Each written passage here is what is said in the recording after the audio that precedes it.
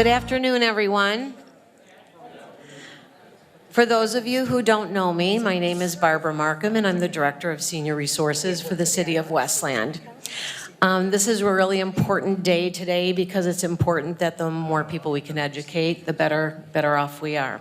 So with that, I'd like to get the program started. So I'd like to introduce our Mayor, William R. Wild.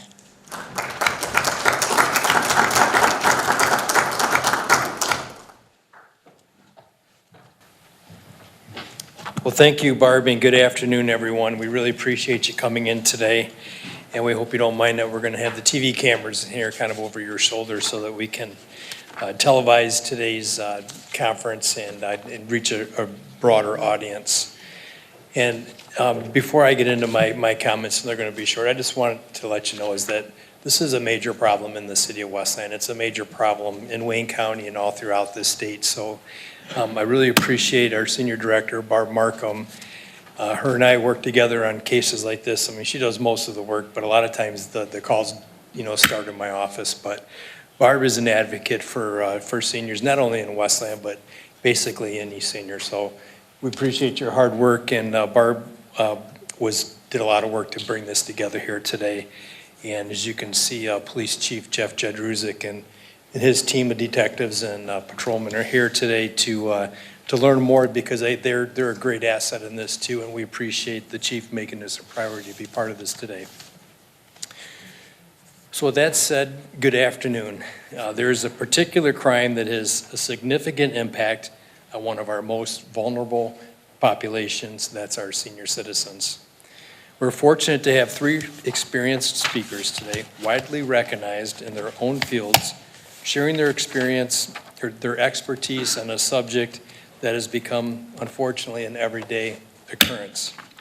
Our speakers have had extensive experience fighting this crime, and they're going to share their knowledge today with the hopes that we're able to combat older adult financial exploitation, at least partially, through education. And with that, once again, thank you for being here today, and I'm going to ask Barb to step forward, and she's going to introduce our expert speakers today. Thanks, Barb. Thank you all for being here.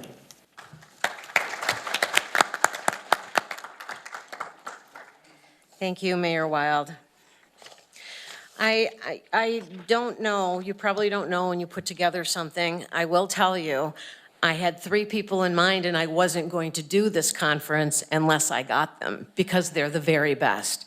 So that's why I want to read you the bios about them so that you understand how important they are in the field of aging and about fighting this crime, because it is not just in this state, it is everywhere. So I will start with Dr. Peter Lichtenberg.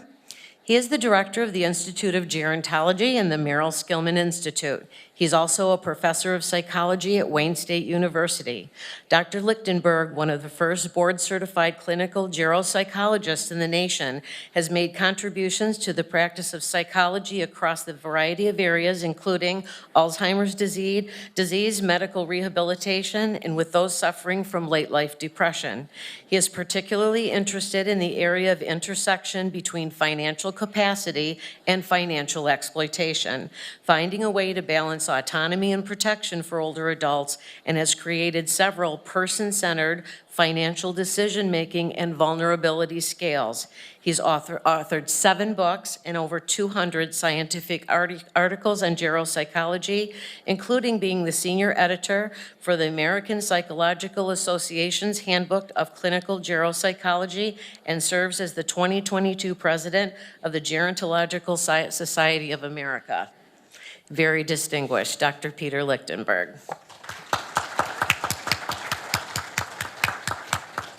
Next, we have Karen Woodside, and Karen and I have worked together a few times.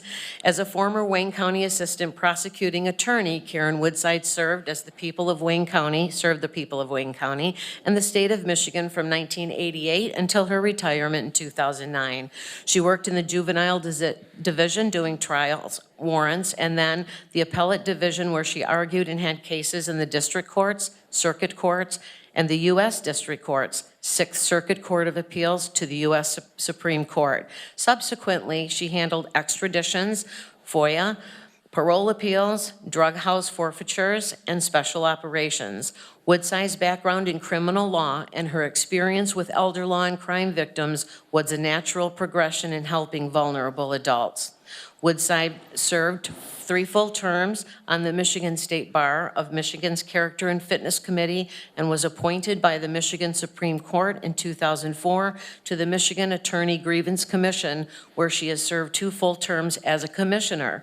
Woodside is a member of the State Bar of Michigan Criminal Law Section and served as a chairperson in 2001. She remains active in the community and regularly volunteers for numerous civic and religious causes, and is a registered attorney with the VA and has a certificate in the ICLE probate law certification program. I think it's important, Karen, thank you so much for all the stuff that you do in civic organizations and in the community as well.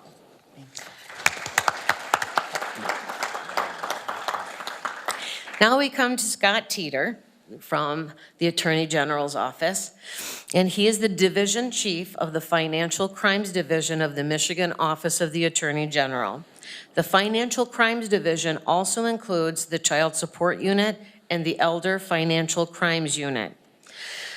He sits on the newly formed Elder Abuse Task Force formed by the Attorney General and the Michigan Supreme Court in March of 2019. Scott Teter trains for the Prosecuting Attorneys Association of Michigan on elder abuse and financial exploitation. He is also trained with the National College of District Attorneys and the American Prosecutors Research Institute, the National Advocacy Center, and the National Sheriff's Association. So, thank you, Scott Teter. So as you know, these people are the 3 probably most distinguished people in Michigan. They come from different disciplines, but I said, I just want these 3 people, and it was a 20-minute email, and Dr. Lichtenberg answered to me immediately, and then I thought, okay, now I'll go after Scott and Karen because I have Dr. Lichtenberg. So anyway, and they all responded to me in no time and said, we would love to do this for you. So thank you so much, and I appreciate it. And we're gonna do this in 3 sections. And the first is what we need to do first. And with the police here, it's so important. We can't do law enforcement prosecution without taking that first step with our law enforcement officers. And so they're here to learn a little bit themselves today about the crime, what makes a felony, and how we go about prosecuting that from beginning to end. So thank you, law enforcement, for being here as well.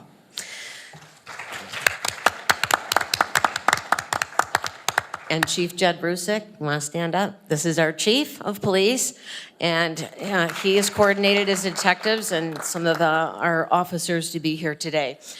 So with that, I will hand it over to you. And we did this as a panel because they have such sometimes a different perspective on the things that we're talking about and things to add. I thought this would be fun for them to interact, and also a great way to get education for all of you. So thank you for being here. We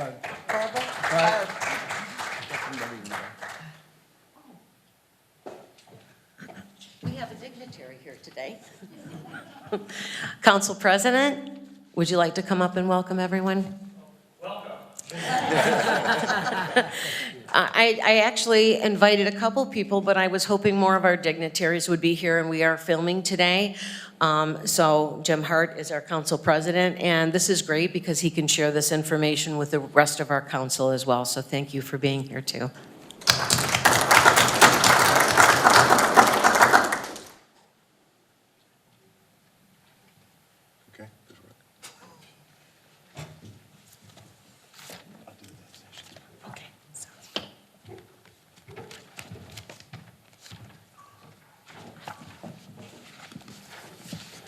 Well, good afternoon. It is a pleasure to be here and to represent Dana Nessel, the Attorney General for the state of Michigan. Elder abuse is an important topic. It's an important topic for her administration. She actually worked with the Supreme Court, and we formed the Elder Abuse Task Force. It's the largest most active task force in the United States on this issue. There's over 50 organizations, over 100 people that have been meeting regularly, some weekly, some every other week, everybody monthly for the last 3 years. We have a package of legislation that's been introduced. It's waiting for the legislature to act on it that would make a number of significant changes in the law as it relates to guardianships, conservatorships, the way the court functions, the way it supervises this area. In addition to that, one of the things that we did was to design and implement a vulnerable adult investigation form. It was adopted by the Michigan Association of Chiefs of Police, the Michigan Sheriff's Association, and the Prosecuting Attorneys Association of Michigan. We found early on that very similar to domestic violence cases, elder abuse and financial exploitation cases have a pattern. And there's just, there's only so many people who have access to an older adult. And so it's not a question of who did it. It's a question of documenting the elements of the offense pursuant to the criminal statute. And I'm not sure if your department has actually implemented that form. It's on the Prosecuting Attorneys Association website. It's also on the Attorney General's website. But it will guide your investigation literally step by step. I designed that form so that if you took that information and provided it to the prosecutor, I could do a trial off of that form. And so we'll talk a little bit about some of that information. Again, when I got the call to go, would you be willing to come and present on elder abuse, the answer is always yes. And the reason being is because I would much rather warn you of the things that are out there and the traps and the scams and the potential risks than have one of you added to my caseload. We have plenty of cases. That's not a problem. We're buried in them. Right now, this crime, pre-COVID, the estimates were 50 billion with a B dollars a year nationwide stolen from people over the age of 65. If that were any other type of crime other than targeting elder adults, we would have nationwide task forces implemented to work on stopping this wave of terror. Because if it were physical assaults, we would literally have officers in the street daily patrolling trying to stop this crime from happening. But instead of walking into a speedway with a pistol, and everybody in the system knows how to respond to that, instead we move in and get on grandma's checkbook. Well, when you walk in a speedway, you're going to get $200. When you move into grandma's, you're going to get $50,000 or more. In terms of impact, speedway will recover. Grandma will be bankrupt the rest of her life. And when they get done with this one, and I've seen this, not only at the county level, but once I've been to the state, they don't stop with this victim. They'll look around to the next oldest adult, and they'll move in with them, and they'll start all over again. Ironically, the people that get the press are the telephone scams, the internet scams, the contractor scams, the romance scams, and all of those are important. But statistically, all of those together represent less than a third of the cases. The vast majority of financial exploitation is a family member. You're in more danger at a family reunion of walking into the suspect of this kind of crime than you are if you walk downtown Detroit on a Saturday night. That's the truth. So look around at your kids, your grandkids, and figure out, most likely one of them would, if they have the opportunity, steal all of your money. Start with that. Then you work your way backwards, okay? I wish that were not true, but I can tell you I have a caseload full of exactly those cases. So the biggest, I think the thing to start with is there are certain legal definitions of what we deal with. And if you know those, it kind of helps guide where we go from there. So I want to cover some of those with you. And then in addition to that, there are people that, because of the nature of the work we do, are mandatory reporters. If they become aware of a possible case of financial exploitation or elder abuse or neglect, they're required by law to report it. Anybody can report. And I want to be very clear about that. Permissive reporting under Michigan law applies to everybody. Anybody can pick up the phone and call Adult Protective Services. If you have somebody you go to church with, somebody that is in your neighborhood, a friend or a relative, and you suspect that they're a victim of elder abuse or neglect or financial exploitation, pick up the phone. There's a 24-hour hotline that's manned literally 24/7. And I personally have trained everybody who answers that phone. And the reason being is because I wanted them to understand, listen carefully to the things you're being told and connect the dots. And if this looks like it's a possible financial exploitation case, then open it and assign somebody to take a look. And I'll give you that phone number before we finish. What makes it difficult, and I think it's job security for lawyers, is when you ask about financial exploitation and vulnerable adult specifically, in Michigan, there's 3 different definitions. We do that so that you have to call a lawyer to find out what it is we were talking about, and that keeps us all employed. No, actually, it's because they were adopted at different times, and because we've kind of learned a little bit more as time goes on.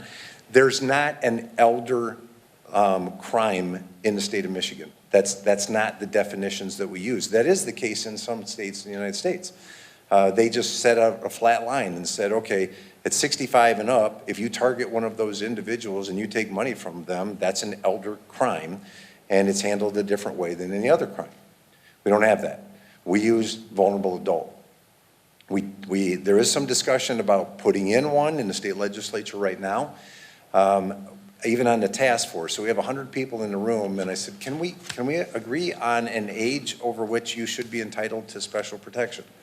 And can we define elder adult? The best that we could come up with is elder and an elder adult is 15 years older than whatever you are. That's not a legal definition, but practically speaking, that's exactly what we came up with. People are like, nah, I'm not one, but I know some, and but there's a 15-year gap between me and them. Bottom line is, no, nobody wanted to draw the line. Because, and here's the logic, and we've talked to AARP about it, we've talked to Elder Law of Michigan, we've talked to a number of different groups, and I understand the argument. As a prosecutor, it's very simple. If I walk in and say, okay, what's your birth date, and you're over 65, it'd be really simple if that would be an element of the crime, instead of going through all the things I have to do to show vulnerable adult. Can't do that. Their position is, okay, we know how this starts. It starts with you deserve special protection over a particular age. It's sort of a reward for making it there and not doing something stupid to get you, taken out before you get to 65, 70, 75, whatever. You survived your youth and all of the idiot things we all do, and you made it. But the problem is their concern is it starts with I'm entitled to special protection, and then I need special protection, and then I need somebody to take care of my affairs because now I'm no longer capable of doing it myself. And their argument is we'd rather deal with the criminals than start down that path where somebody tries to take over my life. I understand that and I respect that. And that's why the task force has not taken a position on, here's the bright line test. I get it. But I can tell you, we have one case, and I'll talk about it probably later, but it's a 93-year-old. And as a 93-year-old, she had $300,000 stolen from her, and I had to put on witnesses to show she was a vulnerable adult at 93. I'm like, could we at least agree on 90? There ought to be some kind of reward for making it there, but, so that's why the definitions are different. So back in 2000, the embezzlement from a vulnerable adult statute was passed. In fact, I had the pleasure of helping to draft that statute when I was a county prosecutor. And we came up with a definition that tied into a pre-existing definition in Michigan law under the Adult Protective Services area. So I'll start with that one. The APS definition is, it's twofold. One is if they're in an adult foster care facility, you're a vulnerable adult by definition. If you're in a skilled nursing care position or facility, you're a vulnerable adult under the definition. If you're not in one of those, it's an adult in need of protective services, or an adult means a vulnerable person, 18 years or older, who's suspected of being or believed to be abused, neglected, or exploited. So again, if you have a belief that this person is either being abused, neglected, or exploited, pick up the phone and call Adult Protective Services and report it. Anybody can do that.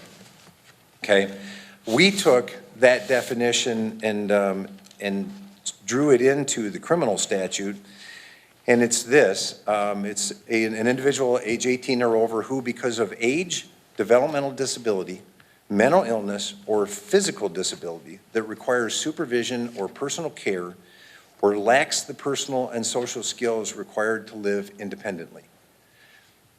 Put all that in layman's language, it means, does this person need the assistance with the activities of daily living? If you got up in the morning and you need help getting out of bed, getting dressed, getting your meds, getting breakfast, driving, hearing, walking, seeing, any of those things together puts you in a position where you're dependent on another person for care and for assistance. That, and this we'll tap into with law enforcement, what we saw with domestic violence. It's an unequal power relationship. That's what we're looking for as a vulnerable adult. Does this person need this person's help? Well, if so, then we don't have an arm's length relationship anymore. And I'll give you the example, and this is a stereotype, but sometimes stereotypes are true. And that is adult male child in their 40s living with mom who's, the dad has passed away. Women outlive men. That's a statistical fact because apparently we just run out of gas and can't keep up with you.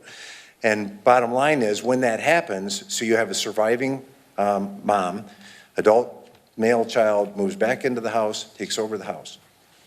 And now they're living off of mom's sole source of income, which is Social Security. It's called a parasitic living relationship. Well, here's how that works. They ask for, I need $1,000. I can't give you $1,000. Oh, that's too bad. I'm supposed to pick up your heart medicine tomorrow. Or not. I want the $1,000. Now, they give them the $1,000. Law enforcement gets involved saying, did you give them the $1,000? Yeah, I gave them $1,000. Well, then we don't have a crime. Yeah, we do. It's financial exploitation, and the reason being is because they didn't do anything for the $1,000. It was taken because of the nature of the relationship being an unequal power relationship. That's why that's so important. So, and then back a year ago, it would have been a year just last week. So at the end of September in 2021, we passed the Financial Exploitation Prevention Act. That was actually drafted by the Elder Abuse Task Force, had a lot of help from the banks, had a lot of help from the credit unions. We've been working on making banks and credit unions mandatory reporters in the state of Michigan for 30 years. It took 2 full years of work with the task force to make that happen. Solid. I mean, every other week we met in a subcommittee to draft that statute. And so what it did was it did create a slightly different definition, not hugely different, but it's basically if the bank or credit union suspects financial exploitation of an individual through deception, manipulation, coercion, intimidation, or improper leveraging of a caregiver relationship. We wanted that language in there. Because if this person's the caregiver and I'm the one who makes sure you get your medicines and get your food and drive you to the bank and do all that stuff, then you're under my control. And so if they find that, they're supposed to pick up the phone and call law enforcement and protective services. Because what we saw over and over and over is, grandkid or whoever would drag grandma to the bank, get a bunch of cash out, and then as soon as it walks out of the lobby, we never see it again. And even if we're successful at prosecuting and convicted them, that money never comes back. And so the bottom line is if we could get the banks involved in that process and going, okay, wait a minute, there's something weird about this. Grandma's never pulled 10 grand out in cash. We need to put a hold on that. And the statute actually gives them the authority to freeze that transaction and start an investigation.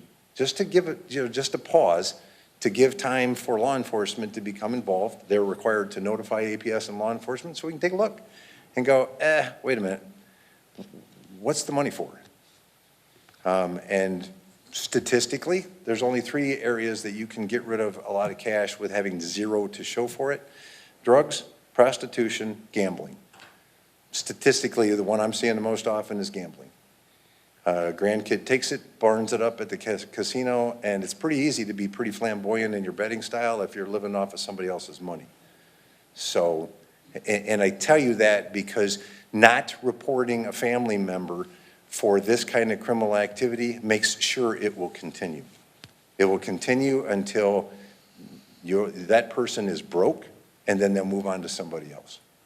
So those are the legal definitions.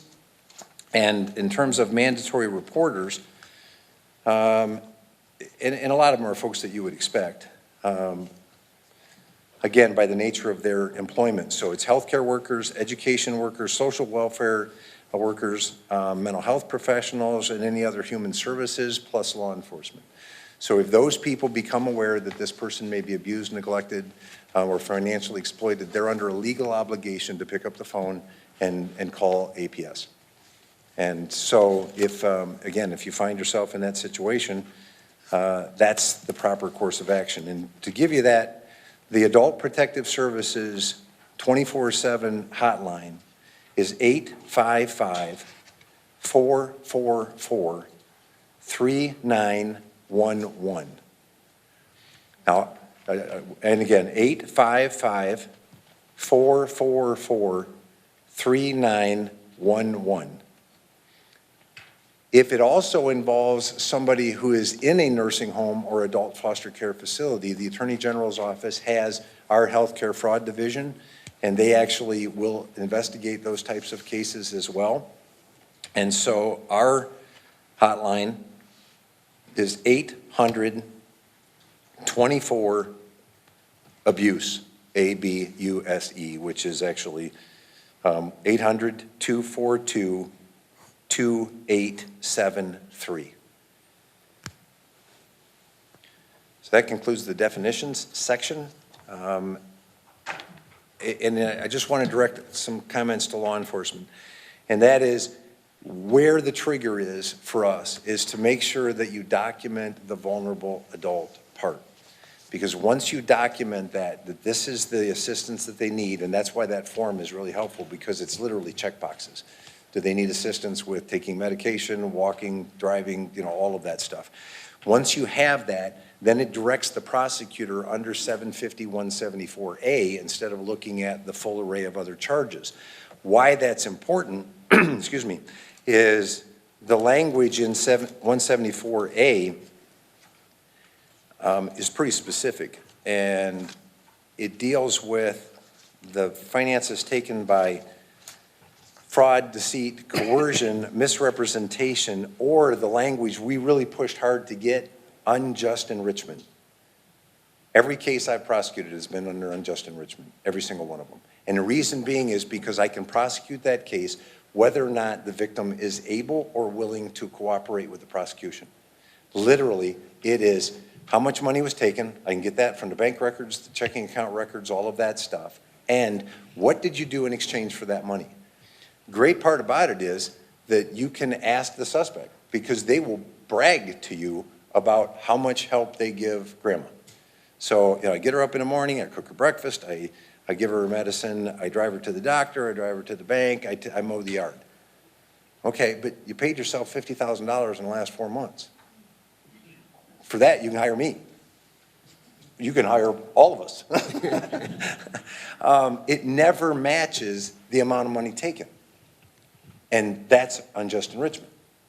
And so if you're able to document that in your report, go and talk to suspect says they do this, this, this, this, and this, and then here's how much money was taken, I can do the math, we do it from there. In addition to that, one of the great parts about that is they help you document vulnerability. Because when you ask them, what do you do for grandma? They're listing all of the assistance that they provide with the activities of daily living, which is an element of the criminal charge. And the other question was, what's a felony versus what's a misdemeanor? Penalty-wise, a misdemeanor is anything up to a year in jail. Felony is anything over a year. It's all broken on dollar amount. The more you steal, higher the penalty. So it's a misdemeanor if it's under 1,000. If it's 1,000 to 20,000, it's a 5-year felony. If it's 20,000 to 50,000, it turns into a 10-year felony, and then 50 to 100, it goes to a 15-year, and then over 100 is a 20-year felony. So that just kind of gives you the kind of the spectrum of the penalties that we can impose. Any questions on any of that? I know I always feel like when I do that section, it's sort of like giving everybody a drink from a fire hose. It's like, okay, that's a lot. Could you please break down, okay, misdemeanor, that's for 1,000? Yes. Okay, 20 years is over 100,000, I missed the ones in between. Sure. 1 to 20 is a 5-year, and that's 1,000 to 20,000 is the amount taken. 20,000 to 50,000 is a 10-year. 50 to 100 is a 15, and over 100 is a 20. Yep. And those penalties, by the way, cover a couple different scenarios. One is embezzlement from a vulnerable adult, but it also covers embezzlement by an agent. Why that's important is because, and again, for law enforcement, if somebody has a power of attorney, let me be really, really clear. A power of attorney in the state of Michigan is not a license to steal somebody else's money. And in fact, we revised the statute in 2012 to actually create what's called a fiduciary relationship. What that means is, if I'm the power of attorney for my mom, everything that I do, all of the money that I spend, has to be for the benefit of her. And so when I come back, and we do, there's sometimes, law enforcement's a tough job. You got to pick the fun parts when you can. When you sit down across the table from somebody who says they have a power of attorney, I understand I have a legal responsibility, and you can ask them questions like, I noticed that your mom is in a wheelchair. Yep. Then could you explain to me how the four-wheeler that you bought out of her money was for her benefit? And then they get that deer in the headlights look, and then the fun starts. Like I said, you got to have fun where you can. That's kind of one of those fun moments. The other thing is the law requires, if you're a power of attorney, to keep copies of all of the expenditures out of somebody else's money. And keep all the receipts. And so then you can go, okay, well, I'm sure that you complied with the law. Can you show me the box of receipts for the last 3 years of all the money that you spent out of mom's account?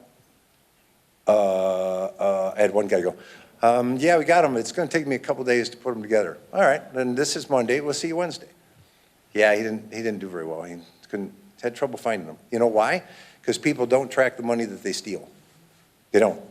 Which actually makes it very cool because they also don't report it as income. And in addition to charging people with embezzlement, my division prosecutes tax evasion for the state of Michigan. So we always add a 5-year felony for every year that you stole money and you didn't report, because might as well kick them when they're down. And so these are bad people. I don't have any problem racking up additional felony charges, and Treasury gets a kick out of it too. So. You had a question? I did. The form online, is that strictly for like law enforcement or anybody? No, we actually posted it. That's who we intended it for, but we posted it on there so that if you're a mandatory reporter, if you're a doctor, social worker, somebody else, that you'd still have access to that information. We encourage it with private attorneys who do estate planning work, and the reason being is because, again, law enforcement, we're talking about trying to get in line with all of the other criminal conduct that's occurring. And as you know, that's busy. Most departments are understaffed and overworked. And that's everywhere in the state, not just here, everywhere. So the more, for example, and I have a number of estate planning attorneys, and Karen is also involved in this area at a very high level, that they can help put together some of that information. So if they're working with the elder adult on a trust or whatever, and they find that there's something going on, they can get the bank statements. They can document through the form, the vulnerability, and then when you bring it to law enforcement, a lot of that stuff's done. And you go, okay, wait a minute, I already did that. Would you take time to look at that? Law enforcement, wouldn't it be great to get that in a 3-ring binder instead of a banker box with a bunch of miscellaneous stuff piled in it? It just it saves time. And that's what we don't have, is time. And so that's why we've kind of made it as available as we can, because it helps us in the long run. And, okay, let me start here. Let's go. In regards to prosecution, have you run into any issues jurisdiction-wise with, let's say, the son lives in Florida, the parents are in Michigan? Are you running into any hurdles with prosecuting, not just federally, but state level, county level? Yeah, that's a good question, because oftentimes that is the case, as they may be out of state or whatever. Michigan's jurisdiction occurs in 2 places. If the crime occurred here, which is the victims here, that's the proper jurisdiction and venue. It's also where the suspect was and committed the crime. So you could actually have jurisdiction in either place. And so our bottom line is, obviously, I don't prosecute in Florida, so if they've came here and committed the crime or moved the money or stole the money or whatever, you can do it. The only question is, can you get the prosecutor to extradite them from Florida? And that's expensive. Frankly, right now, it's really expensive because it used to be, cost me a couple grand to bring somebody from Florida because we do it with the Child Support Division all the time. I mean, I have deadbeat, mostly dads, but deadbeat parents all over the country. A lot of jails are not accepting people right now. That makes it difficult. A lot of judges are putting people out on PR bonds. So I'm going to spend $3,500 to $4,500 bringing somebody back from Florida to have them released on a PR bond. So then just to clarify, so if the son's accessing the accounts in Florida online, Yep. you guys don't have any issue with prosecuting? Because the theft is occurring where the account's at, where the victim's at. Really good question. Yes, ma'am. Just to clarify, when you say power of attorney, are you talking about a separate issue from when we sign power of attorney in the hospital? Yes, very good question. The question was, is that the power of attorney I'm talking about, is it the same one that you signed in a hospital? There's two different ones. One's a medical power of attorney so that that person can make decisions when you're unconscious or not able to make the decision providing your own care. That's really, really, really important. Need one. Everybody ought to have one of those. I don't care if you're 20. If you walk out here, get hit by a car, you have a brain injury, somebody has to have the authority to make that decision. And again, everybody who's under the age of 50 thinks they're invincible, so they never ever get one until it happens, and then everybody's standing around going, okay, well, who's going to make the call? Everybody, if you don't have one, go get one in the next couple days. It's that important. But the other one is financial, and that is what happens if you're in a position where, maybe you get really sick and you can't pay the bills, cash your Social Security check, do all that kind of stuff. It gives somebody else the legal authority to make those financial decisions. With that comes the responsibility for that person to track everything that comes in and everything that goes out. So you want to pick somebody who's not, pardon me? Something that's done through an attorney? Ideally, yes. And the reason being is because what I see often is people downloading a form off of the internet. That form does actually not comply with Michigan law. There are specific warnings under Michigan law in that 2012 revision of the statute that says, you understand that if you screw this up, there's both civil and criminal liability. You understand you have a responsibility to keep track of all of your expenses. You understand that you can't give gifts to yourself. You understand that you can't, or that you have to provide an accounting if you're requested to do so. All of those things are not part of the standard form. So spend a few bucks, go to a lawyer, get it done right. Because you're talking about not only either your health or all of your assets. This is not one of those to save a nickel. It just isn't. Okay? Oh, yeah, thank you. Okay. Yes, ma'am. I'm hearing everything you're saying about arresting and prosecuting these persons who are committing this abuse, financial abuse. I don't know that I'm hearing how any of that money is ever returned. Is it just gone? And that's it. So the punishment is the person goes to jail, whatever, and they're not. Right. Okay, the question was, I'm hearing a lot about investigation and prosecution and conviction and all of that stuff. I'm not hearing about money coming back. And the reason being is because it almost never does. I mean, that's bottom line. If it's over the internet, never. If it's over the phone, pretty much never. If it's a family member, they already blew it. So now you have an IOU for $100,000, but you don't have $100,000. That's why we do this. I would rather warn you ahead of time and have you warn every single person that you know that could be a potential victim of financial exploitation, which basically is everybody, that these are things to watch for, and these are things that if you have questions, pick up the phone and call. Call your chief, call law enforcement, and ask, going, hey, wait a minute, I got this weird email. We've been putting out public service announcements and press releases on email scams and phone scams for the last 4 years straight. And yet, last week, I had one come in for $50,000. It's still happening. And so the bottom line is, tell everybody you know, because I'd much rather warn you ahead of time than successfully prosecute your relative, put them in jail, and you still end up bankrupt. Is there no way to tap any assets that person may? Yeah, the question is there a way to tap those assets? Yes. If they bought it with stuff that they stole, and I have, we took back a John Deere mini excavator, which kind of looks like a big backhoe, a 9-foot wide zero-turn mower, you know, stuff like that where they obviously bought it out of grandma's money, and they did. So fortunately, that guy was stupid enough to pose on Facebook with his new mini excavator that he bought with grandma's money. We got a nice blow up of that one. We got it back. So yeah, if there's that kind of stuff, the problem is that's not usually what they do with the money. I mean, if they buy vehicles, yep, I can seize the vehicles. But what you're going to get is an order for restitution, and if it went to the casino doesn't have to give it back. The drug dealer doesn't have to give it back. Okay? We good? Okay.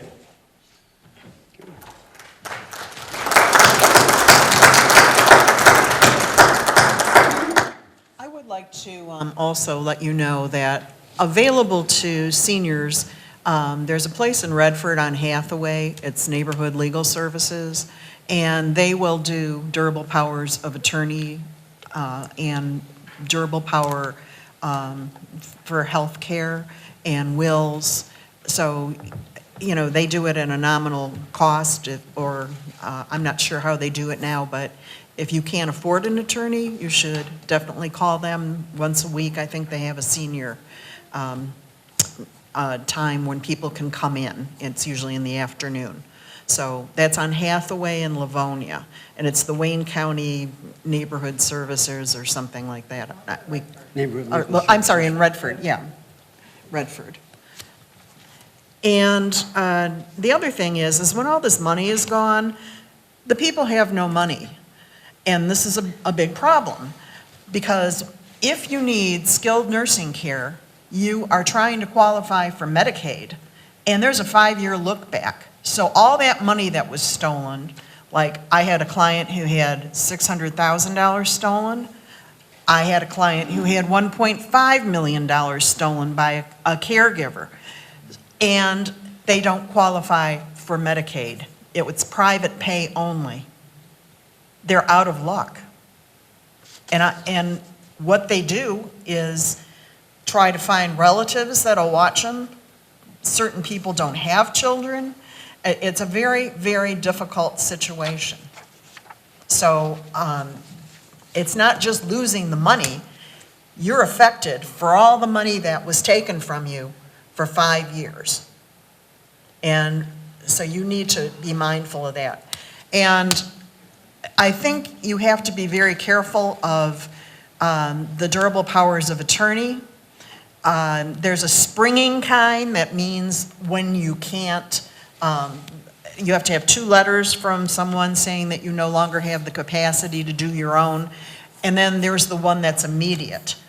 And both of them have the new 2012 amendment saying, I recognize this is my obligation to, as an agent, to the principal. If I have to keep records, I can be prosecuted, I can't make gifts to myself, all those kinds of things. So anyway, I just want you to definitely get them, and a will and even a trust in certain circumstances are very important. If you want to keep it out of Wayne County probate, which is a really good idea right now because they're running 10 weeks behind for anything that you file. It says on the website 4 weeks, but if you file like a sworn statement to close in 28 days, it should close. It's not going to close. And I've got clients that have cancer, stage 4. It's very, very difficult. So I would recommend to you that you get your estate papers in order.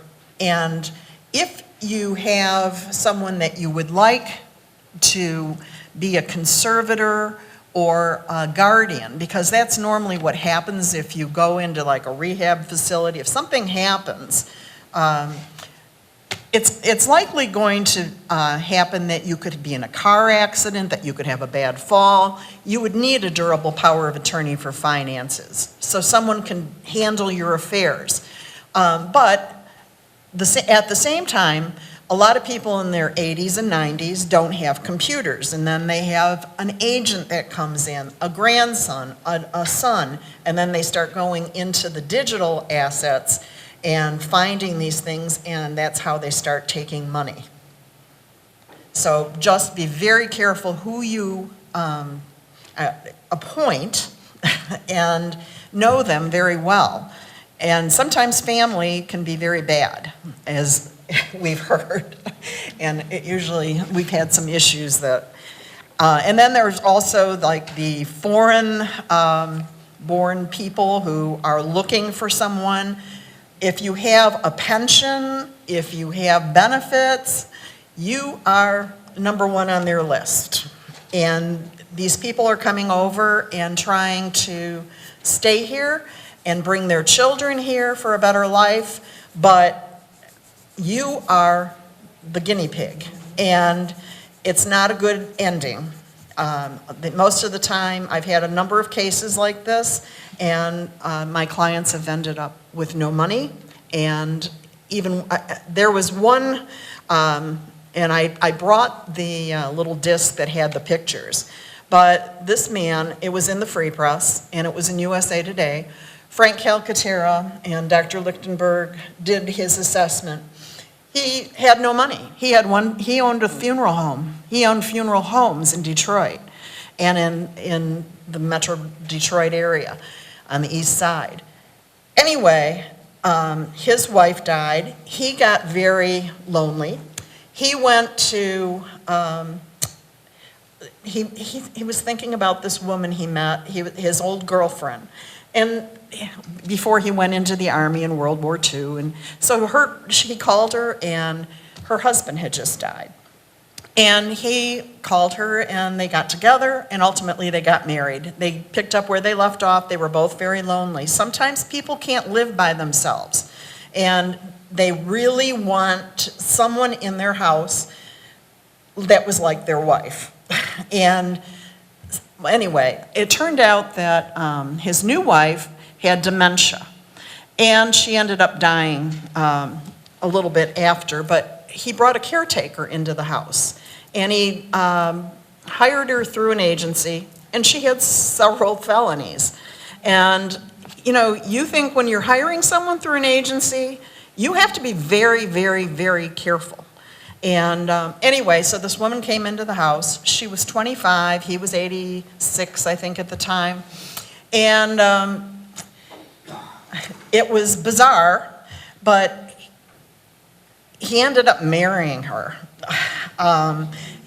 She took him down. She divorced her current husband, who was also a felon, and 2 weeks before the marriage, I think, and went down to Ohio. And I was looking like at Michigan. I was looking,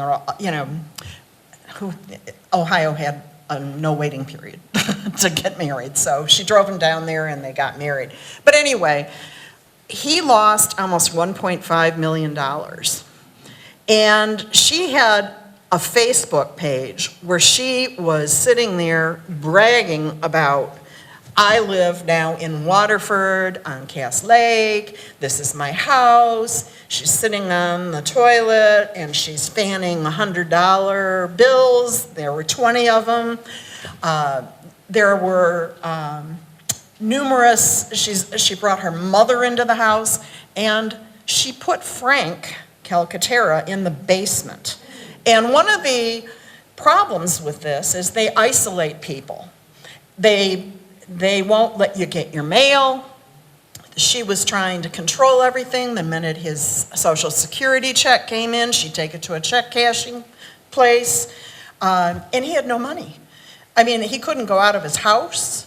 And his daughters, on second marriages in blended families, this often happens. And sometimes they don't even like each other, which is usually the case. But anyway, the problem is you're seeing all these people fighting. They all live out of state. The person is destitute, and they told him he was living, they had like a little settee and a bed down there and a chair. And they told him it was his man cave in the basement. So they sold all his cars. They had garage sales, sold everything off once she got married. And he did mention that he took a blood test. Somebody came to the house and took a blood test, and that was for insurance purposes. And she would give him tumblers of vodka. This is all in the court documents, and the family has released this. There's usually a confidentiality clause that applies to attorneys, but this all was in the court case. So anyway, as it turned out, she had a tattoo that said "freaking filthy rich" on her hand. And on all her Facebook pictures, you can see it. And she's got Johnny, which was the wife's, rings all over her hands, and diamond bracelets. Those ended up in pawn shops. And anyway, the point is, one night he had an old ring he always wore on his little finger. And it was from Italy, and it was from his great-grandfather. And it was valued at $110,000. It was a very large diamond, and it was like the old cut diamond, and it was an 18-karat gold. And she said, "I just want to go out and show it to my friends tonight. And can I borrow it?" And he said, "Sure." And never got it back. So, you want to be very, very cautious. If you live away from your family, if you have members in other states, keep an eye on them. Make sure they're still okay. And he was having cognitive decline from he had some heart issues. But the point is, you have to be very vigilant about your elders. And if you aren't, you could have some very terrible surprises. And sometimes you just, I have clients that say, "Oh, I didn't want to get involved because he or she got married to this person." When they come to me, they don't have any money, so they can't pay me. But I was taking these cases, and it's very hard because, the person is, if they had a stroke, they were going into a nursing home and they would be on Medicaid, but they have that 5-year look back, and it's not feasible. So it's like a domino effect. And the other thing is, on telephone scams, I was going to let you know, this is the latest one. People call you and they say, "Hi, can you hear me?" And then you say, "Yes." And then they hang up. Well, what they do is they take that recording and they go to the credit card companies and they play the "yes." "Did you make this charge?" And then the person plays "yes" in your voice. So don't do that. That's another one. You shouldn't even answer your phone these days, And anybody who comes to your house, you just don't even want to, just tell them, "Send it to me in the mail." I had someone that came up my driveway and actually scared me, and it was from public TV. And she was coming to the house, but, it was like, she said, "Well, I'm on commission. Can you give me I don't know no, send it to me in the mail." I said, "Go, please leave." And I did not give her anything.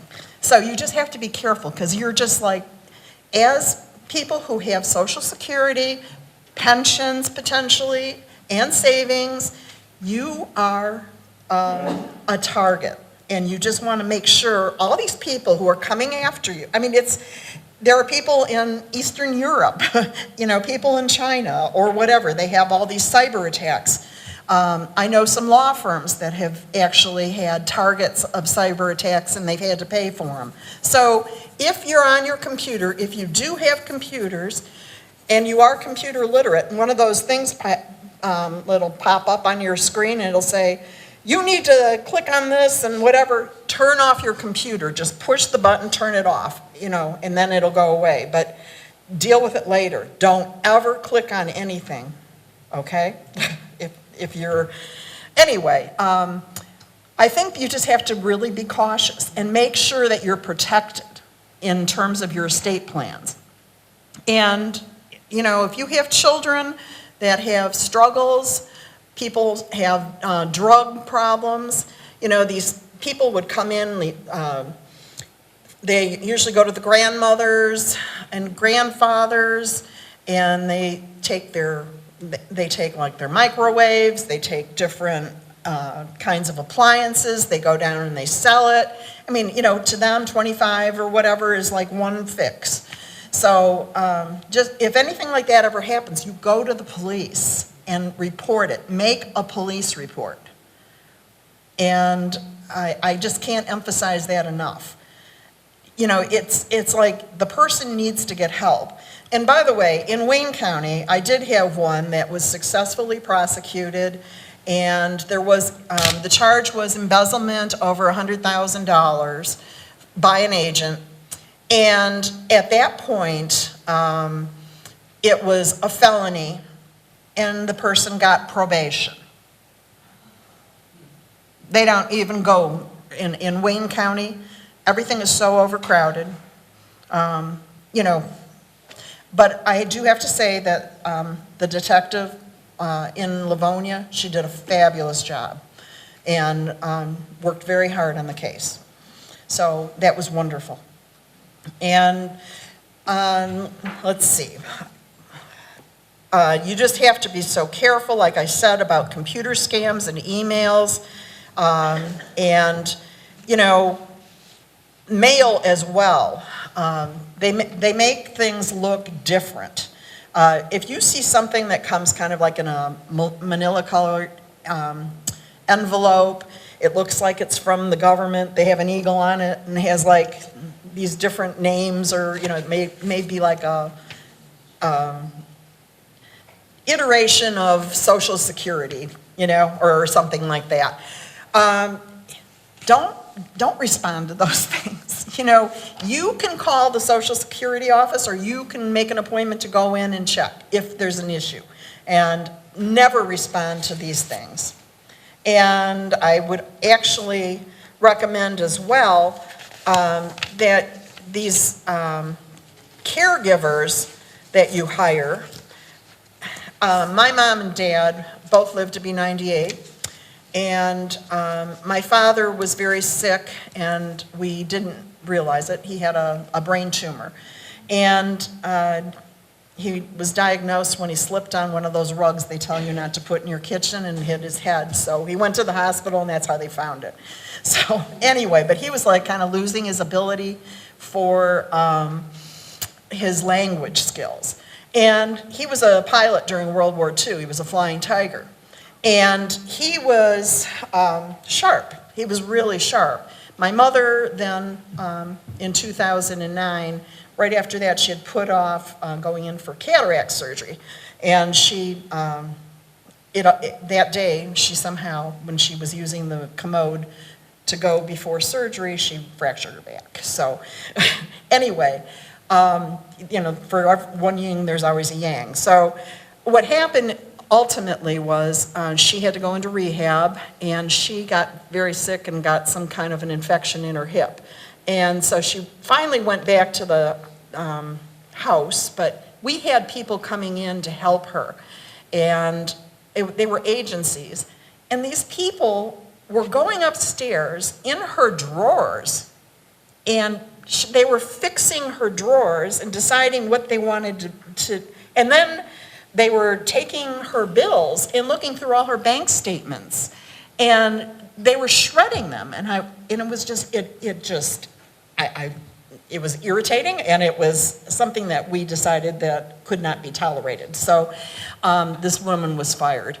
But the other thing I was going to tell you is, at church sometimes is where people also want to meet you. And they use by appearing at your church, you're comfortable with them. And I had a woman who was an elderly woman who was 97 years old. She was a hardworking maid in Grosse Pointe, and she was on a bus when she was going there, and she got a settlement for $750,000. And she had no kids, her husband had died, and her nearest relatives were in Muskegon Heights. So what happened was, there was a woman at her church who offered her a ride because she would take the bus. Well, she said, okay, you know, it's cold, I'll do that. Well, this woman kind of like edged her way in and ultimately got into her money And thank God the credit union woman would see her, drive up with this woman who now had a Cadillac, and would drop this elderly woman with a cane off at the door, and she'd go in and withdraw the money, and then she'd walk out. So they put a lock on her account. But ultimately, this ended up in a big fight, a will contest after the woman died, and the woman ended up dying. This lady lied and said that she was her daughter, and somehow she was taking care of her, and she had her taken to her house, and it was a long conservatorship guardianship issue that happened in Wayne County, but she died in the back room of this friend from church's house. And that's, I mean, nobody should have, and the lights were off for 2 months this happened. So you have to be really careful who you choose, and you know, you want to make sure if you have elderly family members or if you have children, you want to talk about this a little bit, what you want at the end of your life. And if you don't make these decisions, the court will make the decisions for you. And if you can't think and you don't know where you want to be, the court will appoint a guardian if the court determines that you are unable to do this. And on the State Bar website, they have guardianship and conservatorship explanations on the State Bar of Michigan. And they're a pretty good overview of how guardians act for people that are disabled. And unfortunately, sometimes it's not, if you get a third person, like Guardians Inc., we had that huge issue in Wayne County, they're not honest. They're out for the money. They had lots and lots of people. They weren't visiting them. So as the laws change, and I don't know where we stand now, I think on guardians, they were supposed to have a proposed law that they had to visit once a month, but it was 3 times a month, every 3 months that they had to do a visit through the years. So anyway, the point is, just be careful, because if you don't choose who you want in your estate papers, the court will appoint someone for you. And if you have a blended family, which a lot of people do these days, you know, it's very difficult. And that one case in Livonia, it was a stepson who was accessing the digital accounts. And he didn't, you know, he would just like go to the ATM, and he was in Bloomfield, and he was here, and he was just eating out, and there was no, so we sent a demand letter, and like you said, it was crickets. It's like, oh no, yeah, I'll get it to you, and nothing. So, you know, you have the right to ask your agent if in the event that they do this for you, to keep all your receipts and a ledger, and you can ask them for them. But, you know, like family members, you know, like moms and sons and daughters and stepsons, oh, you know, it's okay. Well, it's not really okay.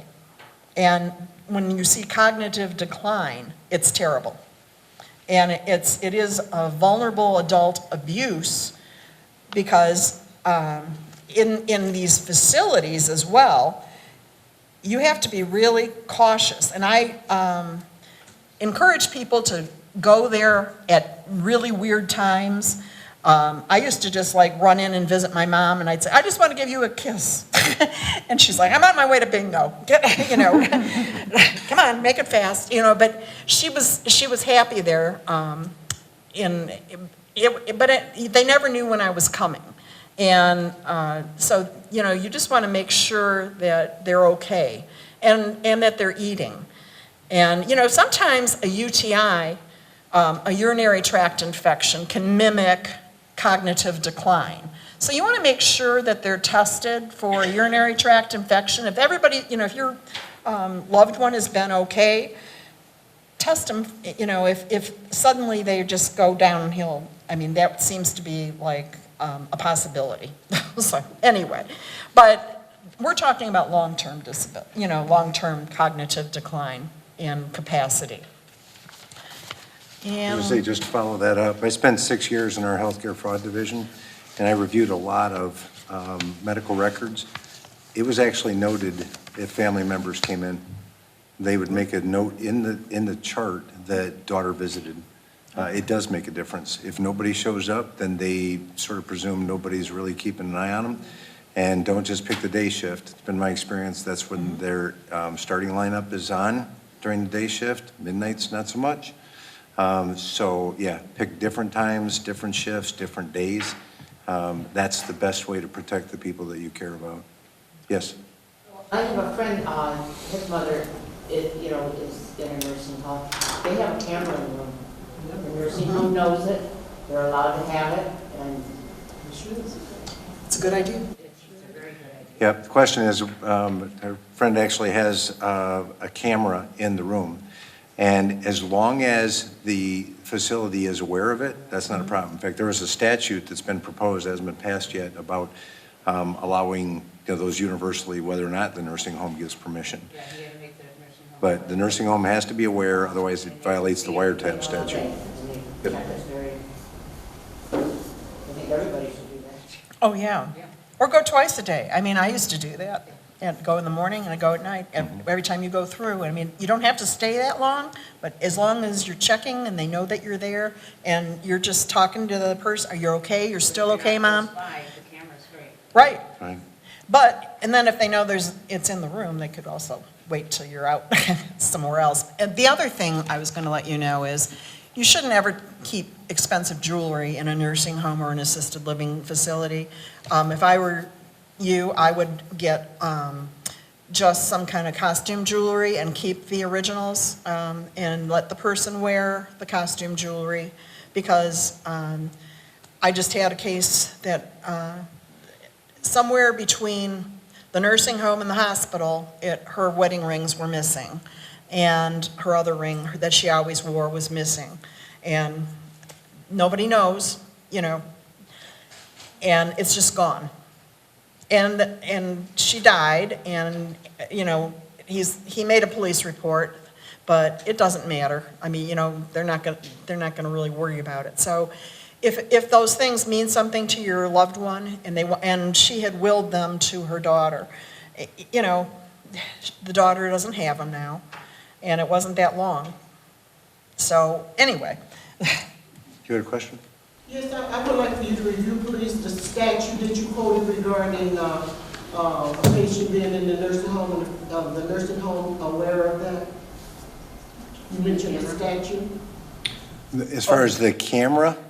Okay, that's a proposed statute. That's not been adopted yet. And so there's still discussion on whether or not, the facilities would have to let the cameras in. You'd have to talk to each individual facility, but you have to notify them that it's there. And the reason being is because if they're filming or there's audio transmission of conversations you're not part of, that's wiretapping, and that's illegal in the state of Michigan. So as long as you're either part of the conversation or they're aware that there's a transmission, then you're okay. Thank you very much. Yep. And I was going to refer to the family or caregiver exploitation when people have memory and cognitive issues and they come into your office. I usually meet with everyone who comes in a group, and then I send out whoever brought them in. And then I talk to the person directly. Do you really want to do this? How come you're coming in, with your neighbor or your friend or your son or your daughter or whatever? And, we go through the different things. But if I suspect that this person has cognitive decline, I have an obligation under the Michigan Rules of Professional Conduct, and I think specifically it's like 1.14, to determine the capacity and with respect to the client. And so we kind of do what is called a mini mental exam. We can send them off for that. If I ask the person, who's the president, what day is it, those kinds of things. But Do you know who the objects of your bounty are? Do you know what you have? Do you know who you want to leave them to? And if the person just kind of sits there and says, well, what does she say? You know, that's not good. So I don't do it. We need to establish that this is something the person wants to do. And in the durable power of attorney for finances, you have to make a decision if you want that person to be able to change your will or your estate papers. And sometimes it's in there because the tax laws change and there's certain things that, you know, can happen. And, you know, just even people die and, you know, if you want it changed, if you're not able to do it, then you would have to have somebody do it for you. And you know, you have to make that decision if you want it in your durable power of attorney for finances, you know, to change your estate papers. You know, the number one, I had someone who was driving home, got lost, and everybody was out looking for this person. And the police were out looking for the person. And this person he did come back finally and found his house. But the wife did not, she took this guy who had been diagnosed then with dementia to an estate attorney, and an unscrupulous estate attorney who changed all the documents and put them in her name and her kids' names. It was a blended family. So, and then she was like squeezing the guy's leg, and it was just screwy. So, anyway, but this did happen, and so his estate plan got changed. So you have to be very careful. Okay. Wow. I'm terrified. How about you? I don't know who's waiting for me out there, but somebody is.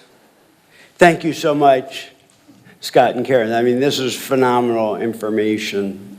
And at some level, we should be terrified because it really is, you know, so frightening and so disturbing, the things that have been happening. But how do we get there? What is a psychologist, a geropsychologist, somebody who works with older adults, doing with these learned people on the law side, talking about financial exploitation? So I want to tell you a little bit about our story and a little bit about what we've learned. We've done a lot of research over the last couple decades. Well, there aren't too many geropsychologists, and there aren't too many people who are out there who do neuropsychology and help evaluate for cognitive decline or Alzheimer's disease or other dementias. So when a geropsychologist gets discovered, get a call from an attorney and says, you know, I have this case and I need to know whether this person has or had capacity. Can you help me? And so I started to get involved in that.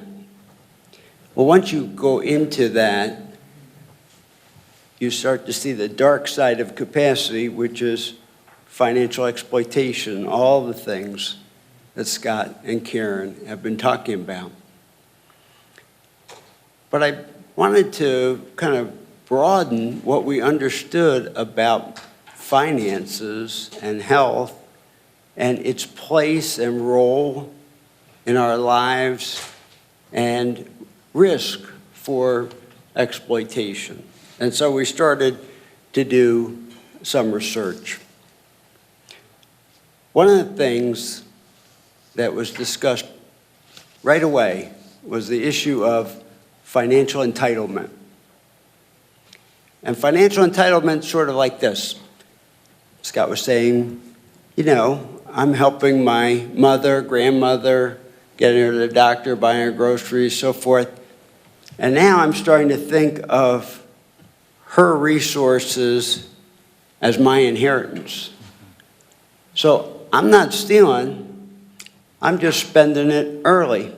What's wrong with that? You and I know that is theft. But this is becoming more and more part of our society. Actually, the New York Times, an interesting article when I was doing something on ageism, I was looking up some of these terrible stories we had during COVID. New York Times had a headline, Greedy Boomers. Why? Well, they were the first in line to get the vaccines because they needed to be protected. And so they had found the subset of older people who had gotten vaccinated, who are now going on cruises and so forth. But the interesting part about this story to me was there was a couple of quotes that said, yeah, they're spending my inheritance. And the New York Times didn't have the sense not to publish that, because that's becoming normal. It's becoming normative. Entitlement. And what happens with entitlement? One of the problems is money has become taboo. Money is somewhat of a taboo topic. And we're here with all mature adults, and we could talk about your sex lives, and nobody'd bat an eye anymore in this day and age. But money, forget it. It's taboo. And when we have that kind of taboo, we get a silence around money. We don't have communication, even when it's necessary. We don't have a communication, and we're left to ourselves to sort of figure out, what am I going to do? Well, it turns out we've done a lot of surveys through our decision-making work, both national surveys, representative of every older adult in this country, and local. And over 50% tell us that at least sometimes they wish they had someone to talk to about their finances. And I understand that because I've been studying their finances a long time now. And there's a lot of changes that happen with your finances as you get older, and a lot of adjustments that you need to make. And the scammers know this too. We've got this taboo topic, but the scammers are very well equipped to develop that rapport very quickly, and then to talk about money in ways that you're going to be comfortable with, or the older person. So who are they picking on? Our research has shown there's really all of us are at risk to get scammed. All of us are exploited.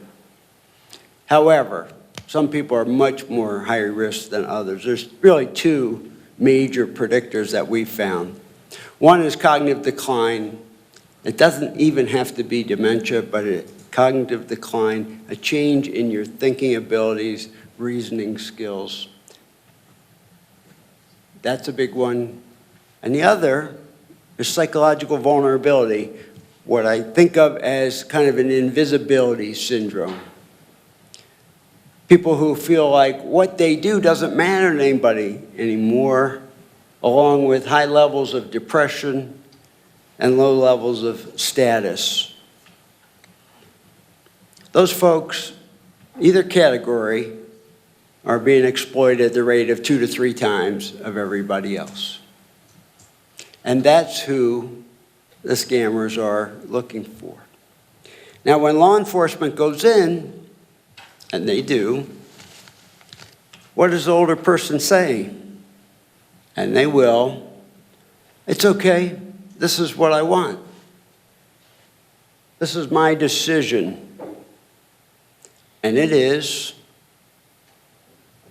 And they stop there. It's not enough, though. People misunderstand decision-making. People misunderstand decision. Choice and rationale are not what we call an informed decision. It's not enough. It's part. You got to know what you want to do. You got to know why. Be able to reason about it. But the other parts are you really have to understand what you're doing. And you have to be able to appreciate the impact of what you're doing on yourself and others. Those 4 categories. So one of our scales, Michigan Adult Protective Services throughout the state uses it. And one of the workers said to me, you know, I love your scale. Older people put their heart into their decision. They know what they want to do. They know why they want to do it, but not their head. Your scale makes sure that if they're going to be doing something that's a, quote, gift, that they actually are informed about that decision, that they understand what the potential impacts are on their own finances, that they understand who is going to benefit most from this decision, and that they appreciate how much risk they're taking. So I love the one social worker who used this proactively with a grandmother who was going to buy her grandson a house. She was going to put down the down payment, co-sign with him. Of course, he'd pay the rest. He hadn't worked in forever. He had no money. And when she was asked who's going to benefit most, she said, I will. And she meant it. Made her feel good. That's where her heart was. Going to help her grandson out. But she didn't have the head in there to understand that she was going to basically bankrupt herself. Because as a co-signer, she'd be liable. He wasn't going to pay anything. And in the discussion, that kind of came out and she changed her mind. So I always tell Scott, I want law enforcement to get better at asking these questions. It's not just, I wanted to do this. It's just not enough. It doesn't make an informed decision. And those are taken from the legal standards. Understand the nature and effect of the gift, the will, what have you. Okay, so what do you do? Because if you barge right in and you say to your older friend or parent, if you're an adult child, hey, this is a bad situation, so-and-so's taking advantage of you, I need you to make me power of attorney and we get all this protected. What are you going to do? What is the person going to do? I'll tell you what they're going to do 5 out of 10 times. Close the door, call the locksmith, change the locks, write you out of the will, and not speak with you again. That's the problem. Once we have a little bit of cognitive decline or psychological vulnerability, we've got a lot of defensiveness as an older person. And so you have to be very careful. You have to partner with the person that's becoming a victim. You can't try to bulldoze them. It's a fundamental, difficult conversation. You have to understand there are different levels. It's not just about what's happening. It's also about all the feelings that they're having, the insecurities, the fear, the anxiety, the desire to be loved, and sort of, are they a competent person? Are you seeing them as no longer competent and worthwhile? All those levels get triggered in a difficult conversation. So you have to really learn how to partner with the person that you're concerned about so that you can, like the grandmother, you can bring them to understanding how this is not what they thought it was. It looks good, it feels good, but when we talk about it, we realize it's not good. And so that's really important. I want to give you a couple of resources. Our website, olderadultnestegg.com, all one word, olderadultnestegg.com. We're not going to ask for any money. We don't charge anything. Could be .org, could be we bought them all. We bought all the domains. Olderadultnestegg. This, that, the other, we got them. There's two things on there that I think you will find of interest, or three things. One is the Financial Vulnerability Survey. So we created a 17-item survey that actually indicates risk for financial exploitation. You can go on there and take it. You don't have to identify yourself. We'll never know who you are. And it can either give you some peace of mind, or it has recommendations and resources. So it can give you some ideas. We launched that about 18 months ago, and we've already had close to 2,000 people come on and take it, which tells me kind of my point before. People are worried about finances. I don't care how wealthy people are. We've surveyed and talked to people in the wealthiest communities in Metro Detroit and in the poorest. There's a lot of anxiety about money at all levels. So that's one thing. Go ahead on our website for that. Number two is the SAFE program, SAFE.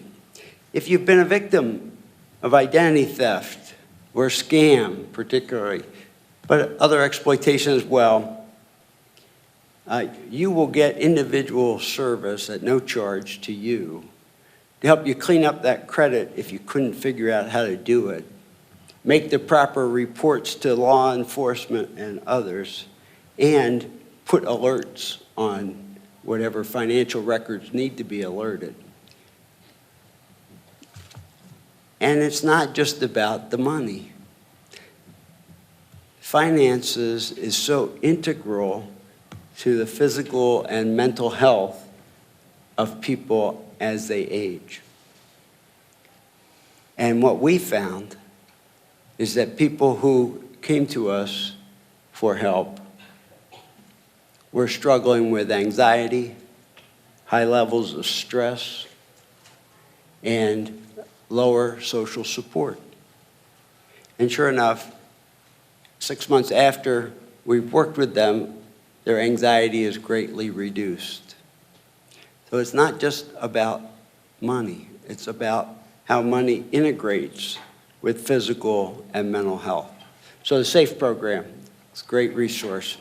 Number three, we have a landing page on olderadultnestegg.com for caregivers. And we have some trainings on there. They're narrated, self-paced.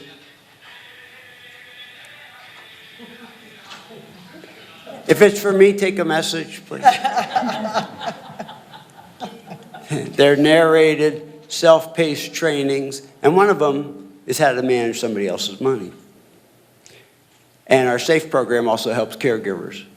And we've helped a lot of caregivers, kept them from making that mistake of barging in, but learning how to partner with their older parents so that they can have a really positive outcome. So I hope what I've said has been a compliment to the great expertise that we heard earlier. Thank you very much.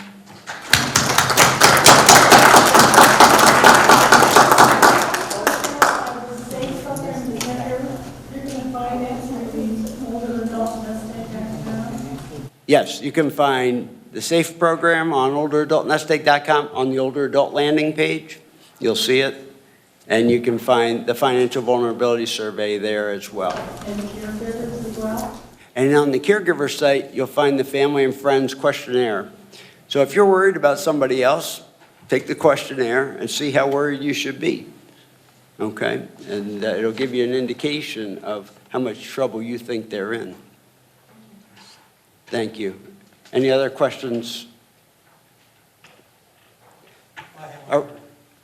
There she is. We turn it back to you. Well, you mentioned, talked about the mail scams. Stuff, some come through the mail. Yes. One kind of a tip out is looking at the postage. If it's standard mail, which is real cheap, everything covered. A lot of chances is it's not that important. You know, if it's first-class mail, they have to spend more money to get it to you, and chances are that's more. Yes, yes. And also, if you have caregivers coming into your house, you might want to get a post office box and have somebody check it.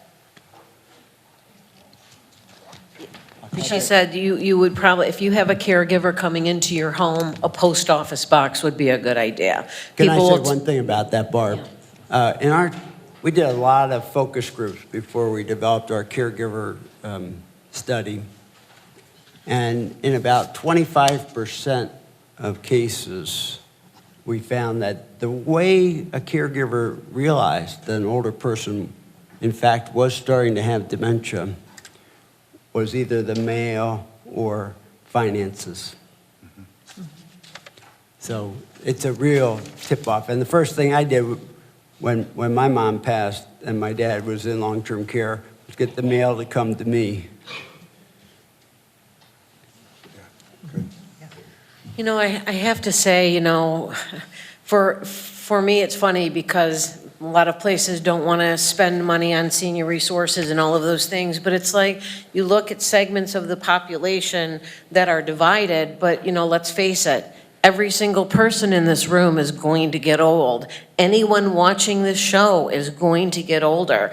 And being vulnerable, it's scary enough when you lose your sight or your mobility or your hearing or your ability to drive, let alone worrying about who you can trust, who in your family. I will tell you that in my own, it's more of an extended family, both of the sons never wanted to work, went after the mom. I need this, I need that. Oh, I can't get my medical, whatever it was, checks because they're being held up and I have a lawyer and she's writing out check after check. I need my teeth pulled and she's writing a $1,000 check to cash. Her husband was 28 years military. She's broke. Both of her sons were drug addicts. They both died in her basement and they took everything that she owned. So the thing is like I think a lot of times when you have family members who have been hard workers, who have saved their money, who don't ask you, can I have a down payment on my home because I can't afford it, sometimes you get a sense of coming to you, I don't have the money to fix my Rubicon, or I don't have the money to do this. It's like, well, you're working 60 hours a week. Why don't you have the money to fix your own car?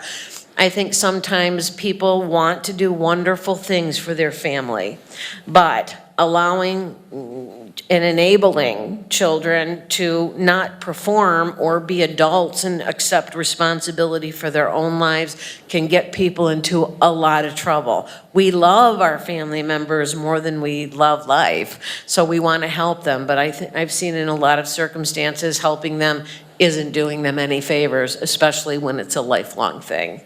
But like you all know me, I've done things on elder abuse, whether it's financial exploitation, whether it's self-neglect or neglect. There are all kinds of ways that people can be exploited.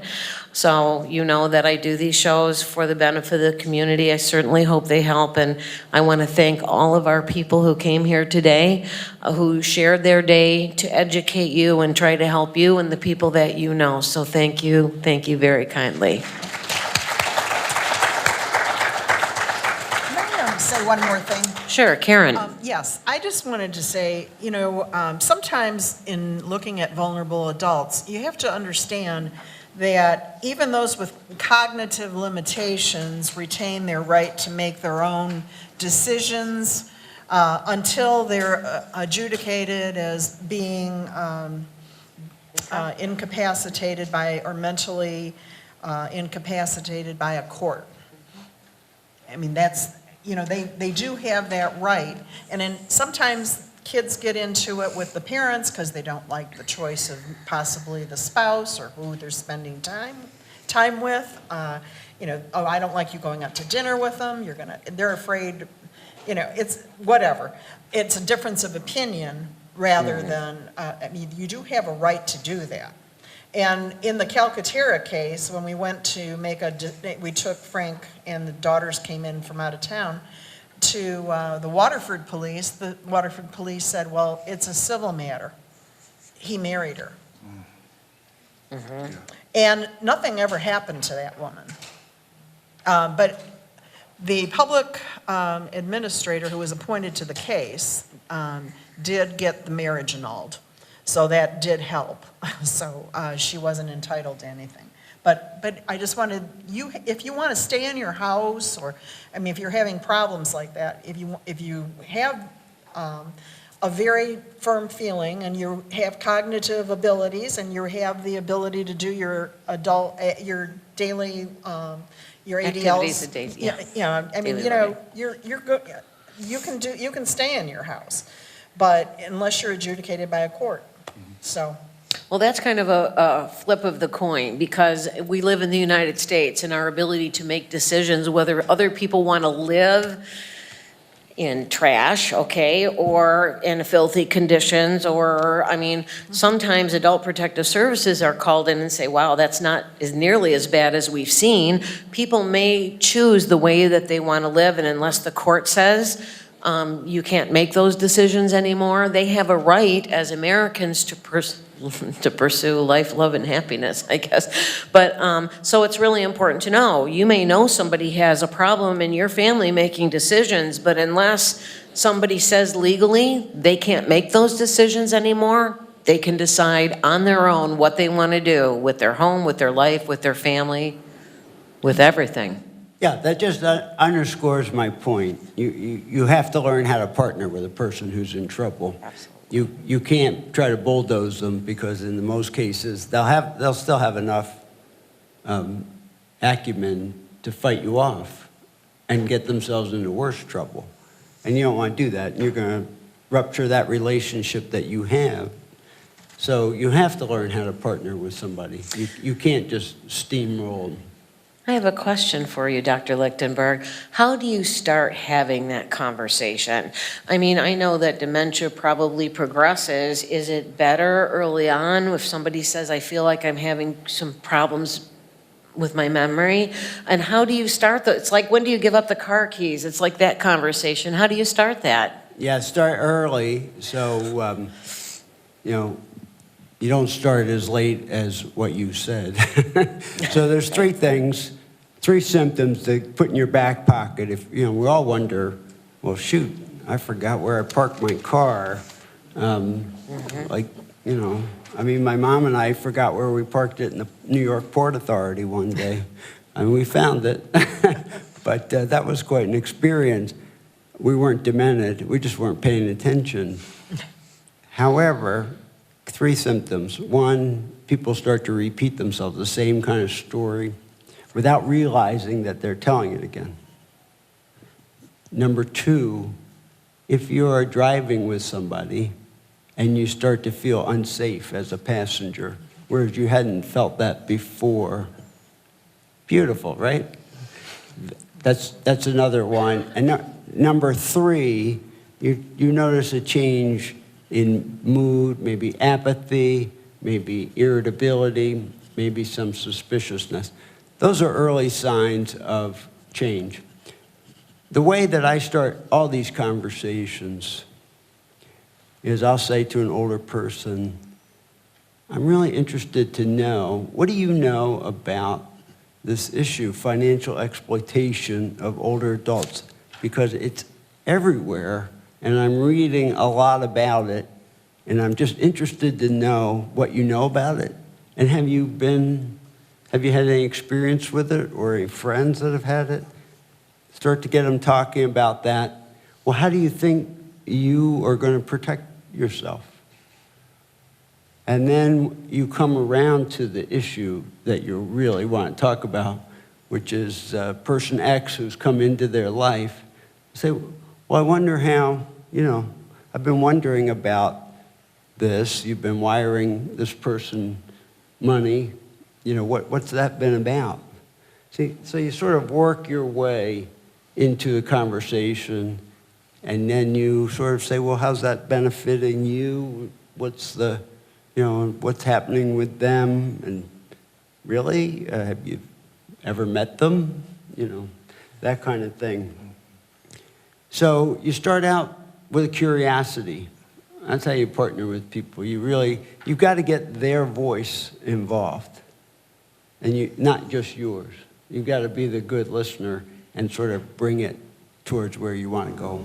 Yeah, I think it would be really important to, as soon as you broach the subject of this money, to say, oh, it's really so nice that you're so kind, and you give them something positive about the choice they make.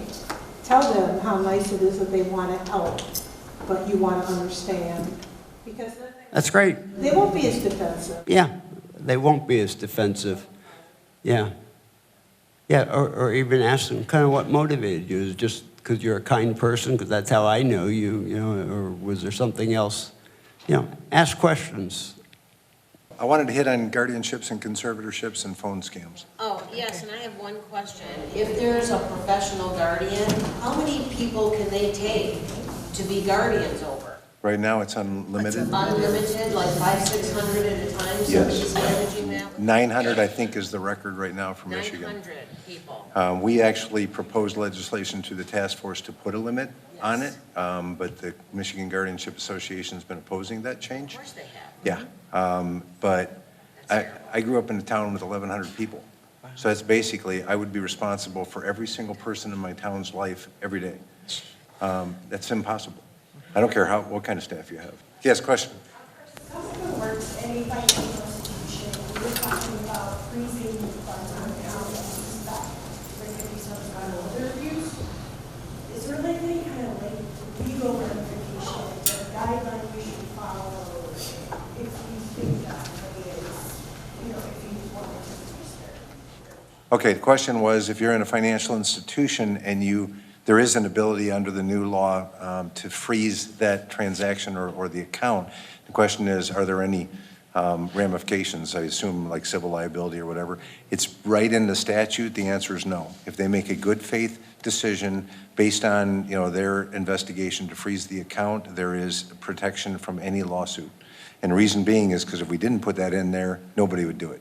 And so if we were to do something like that, should we have already contacted So yeah, the question is, if we're going to freeze, should you have already contacted Adult Protective Services and law enforcement? The way the statute's worded is that you have the ability to do an investigation within the facility, the institution, and then make the report as soon as you believe that there is possible financial exploitation. So our encouragement is sooner the better. And the reason being is you can put the freeze on immediately if you suspect, and then do the investigation. You can freeze it for up to 10 days automatically, and that should be enough time to do some investigation, and within that time, you would be reporting it to law enforcement and APS if you suspect. And then there is a loop back that we put in that, and it was specifically requested by the banks and credit unions that APS and or law enforcement would loop back to the bank and go, okay, we have opened an investigation, or we closed it, or we did whatever. Because one of the complaints we got back was, we are reporting, and we never hear anything. Well, so 2 weeks from now, when the same idiot comes back in to take out another 10 grand, are we supposed to give it to him or not give it to him? And we don't know. That was very fair. I thought that was a reasonable request. We put it in the statute that said you will hear back. If you don't hear back, there's a provision in there that you can make contact directly with the prosecuting attorney or the Attorney General's office and say, hey, we made a report, we never heard anything back, so we don't know what to do. And I think that's appropriate. Where can we find more information about this? Where's the information? It's called the Financial Exploitation Prevention Act, and I think I can give you a site. 334, I think. It's MCL, that's Michigan Compiled Law, 487.2081. And that mandated that all banks and credit unions come up with a policy and a procedure on how they would do the investigations, how they do the reporting. All of that is right in the act. And Department of Insurance and Financial Services was charged with the responsibility when they come out and do their audits, or when FINRA comes out and does their audits, that one of the things they're going to check for is, do you have that policy? And has it been, has there been training on it throughout the bank? Because the problem is, if you adopt a policy but it doesn't get to the teller, it doesn't exist. Because And what's kind of prompted that was, again, I prosecuted my first elder financial exploitation case in 1987. It was before there was a law on, 97. And as part of that, we went back and when we talked to the teller, they said, I knew there was something weird about this because that's not how she banks. And if I had $1 for every time I've heard that in my career, I can't even tell you, because it's that deviation from the pattern that triggers that. That's a red flag, and somebody should follow up on it because, and my mom, I ran this by my mom's 83, and I said, I'm doing these trainings all over the state and all of that. One of the things I talk about is the pattern. Social Security hits the 3rd or the 4th. They're in there a couple days later, they pull out $100 to get their hair done, fill up the car with gas, do some other stuff, and then we wait till the next month and all the other bills are either auto pay or they write checks for them. That's the pattern. And then all of a sudden, one day they come in there and pull $5,000. Why? And there's somebody with them that's never been with them before. Now that could be, a grandson graduated from college, that was the deal, I'll give you $5,000, that's the celebration, everybody wins. But maybe not. So what should happen is we pull your customer aside and go, hey, what's going on? And who's that? And are you okay? And are you afraid of anything? What is the deal, behind the money? Now, if it's $5,000 and I'm sitting on $500,000 in the bank, yeah, that's a fair, payment for graduating from college. If I have 6 in the bank, and that's what happens, they drain the account. Well, nobody knowingly puts themselves in bankruptcy. And so that's one of the things we've trained law enforcement on is that, especially a lot of cops are younger. And so it's kind of fun to go through this. I said, look, when you go back 2 years before anybody moved into the house. Get a baseline of what their income is, because it'll be fixed. It'll be Social Security, it'll be annuity, it'll be a pension. That goes stable. And then you'll see what their spending line is, and that goes stable. And then this is the part I lose about 30% of the cops. I said, you will notice the spending line is slightly lower than the income line. There's a gap. That doesn't exist to the rest of us, because what we figure out is what my spending line is, and that's slightly higher than my income line. And we call that credit card debt. But the bottom line is they don't do that. Those two lines run pretty parallel until your bad person becomes involved. And then the spending goes up and the savings goes down. And bingo, that's the critical time. And that's what I explain to a jury. I mean, I bring in an accountant and I have them go on the stand and they'll show a sweet pie chart and a line graph. If you have a pie chart and a line graph and you go into trial, you win every single time. Because they go, well, it's on the chart, it's got to be true. And so when you do that, it has the breakdown of that income and expenses. The only thing that changed was grandkid moved in. That's it. And when that happens, boom, you see that change. Well, it isn't because grandma suddenly decided to start busting it out at the casino. It's because grandkid did. And so when you see that in the bank or the credit union, you go, okay, wait a minute. We're not doing the $5,000 right now. We're going to hold this. We're going to freeze it. We're going to talk to grandma, and we're going to call law enforcement. And then, we'll swing down and go, okay, well, let's talk about this. What's going on? But if you don't, and you give them the $5,000, just like she asked over there, you'll never, ever see it again. It's gone. It's gone forever. And it won't be the last time. The other things, you mentioned about ATMs and online banking. It's been my experience. It's starting to change, but for the most part, if we look at the bank records and I see a regular pattern of ATM withdrawals, and I see a regular pattern of online banking, somebody's stealing. The reason being is because most of the folks in the generation that we're talking about don't rely heavily on online banking. And they don't hit the ATM every day for the maximum amount. They also don't write checks for cash, by the way, with all due respect. This is my mom. She'll go to Walmart, she'll have the coupons. You will stand in line behind her while she goes through all the coupons and writes a check for $17.87, which makes me crazy. But she won't write a $2,000 check for cash. If that's happening and you see, and I tell law enforcement the same thing, you see a pattern of those kind of checks, somebody's stealing. Because that's just the pattern. You don't see it. So can I launch into something else? Or we Yeah, take a I quick was break? going to ask something now Yeah. that you mentioned that, Scott. Is I was asked one time in a court regarding somebody's spending practices. Dr. Lichtenberg, I said, basically a personality is constant. If somebody is saves, and works all their life, and then all of a sudden in 15 years, you see the whole thing they've accumulated in 80 years disappear, do personalities change like that when there's some kind of cognitive impairment? Or do savers always be savers and spenders always be spenders? No, we're actually studying that. Vanessa, be happy to get you to volunteer for our wallet study. Wealth accumulation and losses in early cognitive transitions. We're looking at people who have early memory loss, people who don't, and we're actually doing a deep dive into 12 months of their checking account statements. They have to be the primary on the account and do most of the work on it. And what we're noticing is that people who have early cognitive decline, they don't track money the way they used to. Mm-hmm. They don't quite realize, like they may want to give money to another person, but they don't track how much they're giving, like their grandchildren, for example. They aren't tracking, that they, maybe wanting to give 10% to their church and they're giving 25%.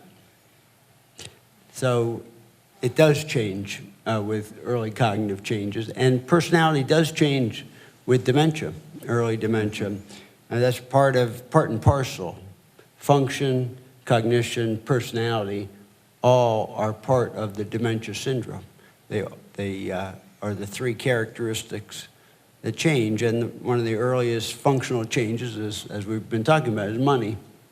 Yeah, I was reading, you said that, people who are most vulnerable to exploitation, you're starting to see a link with exploitation and, the people who are exploited. Sometimes that's early dementia, and you're seeing that more in the studies. And sometimes I wonder, and giving over the responsibilities of finances to other people, like balancing your checking account or paying your bills. Right. So as Vanessa and I will attest, what most people are doing these days, and you can silently see if you're doing the same thing, is, hey, I want to get the points on my credit card, and so all of my bills are going to my credit cards, and then I pay those off regularly. So we're not seeing sort of the traditional kinds of sending out the checks and so forth and so on by most people. And yes, kind of early decline really does come along with just a great number of changes. But people don't like to give up control. And one of the things about money that's interesting is that, people build up an expertise all those years of taking care of their own money. And so they've got a reservoir of skills that they can get by on for quite a while. And it is an identity issue. So usually it's not until there's a big mistake that triggers somebody turning over to their spouse, usually control of the money, or their adult child. But until then, it can be very difficult to get them to agree to do that, even if you notice some mistakes. Thank you. So one of the other areas we want to talk about is guardianships and conservatorships. And Karen mentioned those are on, is it the State Bar website? Yes. And let me give you because we've kind of talked around this issue, but in order to be responsible for, or to qualify for a guardianship or conservatorship, there's a legal standard that applies. And let me split the two out. Guardianship is care of the person themselves, where they're going to live, what kind of medical care they're going to get, all of that kind of stuff. Conservatorship is specifically limited to the financial matters. So their income, their expenses, paying their bills, all that kind of stuff. Sometimes the court will appoint both persons in the same person. But oftentimes those two are split. So for them to meet that definition, they have to be found to be a legally incapacitated person, so they have to be determined by a court that they're not competent to handle their own affairs. And the definition is an individual who's impaired by reason of mental illness, mental deficiency, physical illness or disability, chronic use of drugs, chronic intoxication, or other cause, not including minority, or they're not under the age of 18, to the extent of lacking sufficient understanding or capacity to make or communicate informed decisions. So if you have somebody who, as Dr. Lichtenberg talked about, they hit that point where they're not capable of making those financial decisions anymore. They haven't executed a power of attorney or haven't voluntarily transferred that authority to somebody else. They're trying to retain it and simply no longer have the ability to do that.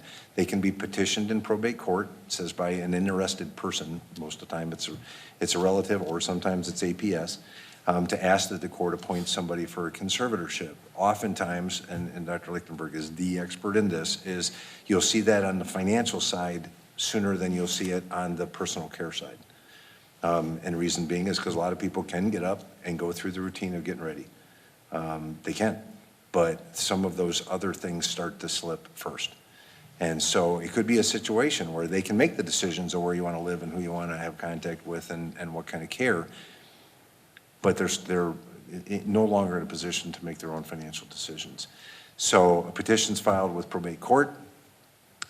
They're appointed an attorney. There's usually the court will appoint another attorney, often to be what's called a guardian ad litem, which is basically an investigator for the court to go interview everybody, and then it's also required that they have an evaluation and that evaluation is filed with the court.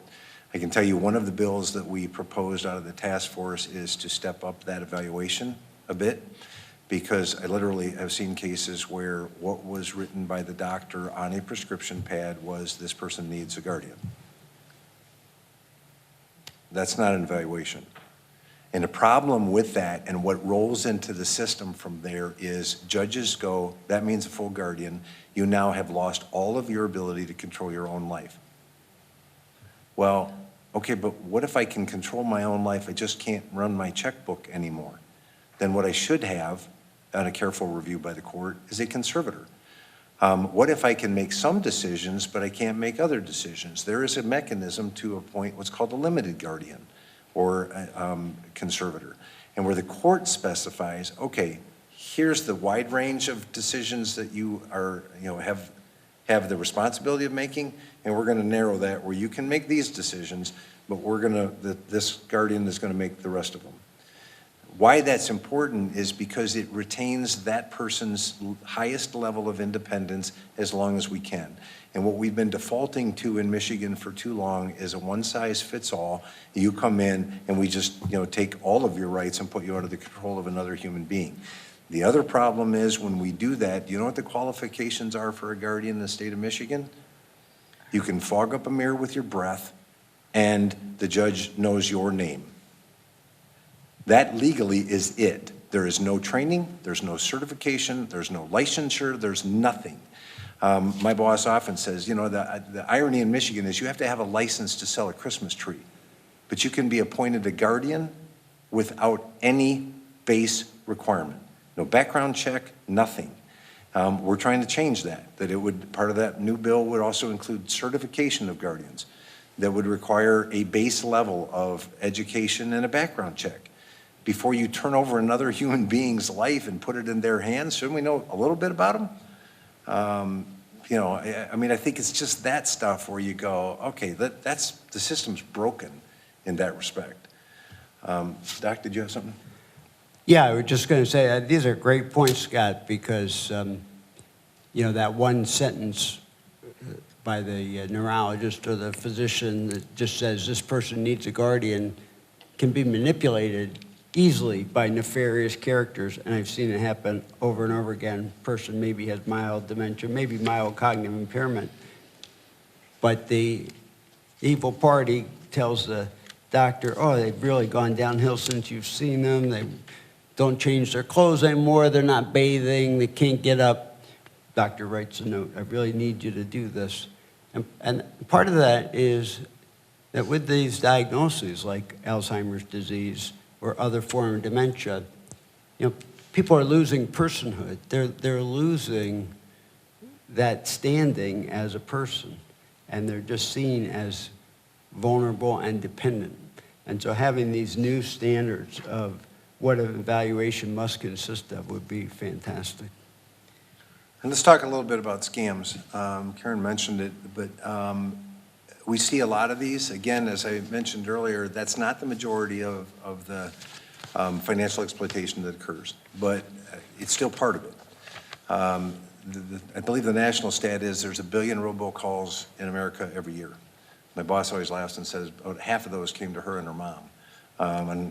And the bottom line is there's a lot. If you have a landline, they're all.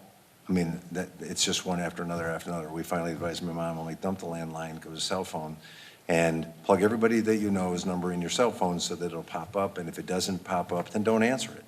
Let it go to voicemail. She's like, well, what if it's somebody that I don't have in my list? I'm like, they'll leave a voicemail. Like, do you know anybody from New York? Well, I don't know if I know anybody in New York because I didn't answer the phone. Okay, this is my mom. I'm like, look, I've been a prosecutor for 30 years. Will you please just do this one thing for me? Stop answering the phone. Because when you answer it, you go on an active list, and now you'll get 10 times more. I promise you that's the case. Let it go to voicemail. Even, I don't care who it is. You can pick up the phone and call them back. But if that number doesn't pop up as somebody you already programmed in your phone, don't answer the call. And they come in a lot of different ways. Let me tell you 100% certain, the IRS will never call you. They'll send you a lot of threatening letters. If you owe them money, they'll do all kinds of other mean stuff. They will never call you on the phone, ever. So if that's who that person, if you do happen to answer it and that's who they say they are, hang up the phone, because that's a lie. Social Security will never call you on the phone, ever. I can tell you that you have to watch banks and credit unions. The bank generally does not pick up the phone and call you. You can call them anytime you want. But the problem is, I actually have an investigation right now where on the caller ID, it came up as the name of the bank. They had figured, it's called spoofing. They're able to pick up another number, plug it in to mask the number that they have. So this person really believed they were talking to their own bank, gave them their password information, and then bam, they lost money. And so even if it is your own bank, let it go to voicemail and then call the number that you know to be your bank account or your bank number. Don't rely on the number that calls. I hate to make everybody paranoid, but paranoid people sometimes are absolutely correct. People really are out to get them. The other ones are jury duty. You miss jury duty, if you don't give us a $500 gift card on the phone, we'll issue a warrant for your arrest. Okay, that will never, ever, ever happen. Okay, first of all, people miss jury duty. Second is, you're exempt if you're over the age of 70. Third, a $500 gift card does not buy off the court if you don't appear. It doesn't. I mean, they don't sell that cheap. Bottom line is, all they'll say is, you got to appear next time, or we'll send you a threatening letter that says, stop skipping jury duty. They'll never ask you for money. That doesn't work that way. So it's the other one, the big one now is grandparent scam. So they'll check you out on Facebook, and they'll call and they'll go, Grandma, and you'll go, Helen? Yeah, this is Helen. Now they have the information they need of what your granddaughter's name is. And just had one literally in the last 30 days. Been in a serious car accident. The other person was a major state official, and that person's been badly hurt. I'm going to put you on the phone with another person. This is my lawyer. And then the other person will get on the call. Yep, I'm their lawyer. They're facing criminal charges. They need bond money. It's $18,000 in cash. And I'm going to give you the information of how to get it to the bondsman, all of that. And by the way, there's a gag order entered by the courts. You can't disclose that information or this call with anybody. She pulled out the $18,000, and they said, we need you to drive it to here. She said, it actually happened in January. We ended up getting a call later and said, I can't drive. It's terrible out. I said, okay, then we'll have somebody come and pick it up. 15 minutes, there was somebody there to pick it up. $18,000 in cash. As soon as she got it out of the bank, they met with her, or, picked it up. 3 days later, that statewide official was pregnant, the baby was lost, now there's additional charges, it's another $45,000. We need you to go get that money. Now this time, you may get asked questions by the bank. Here's what you tell them. You are remodeling the house, and this is the final payment for your contractor.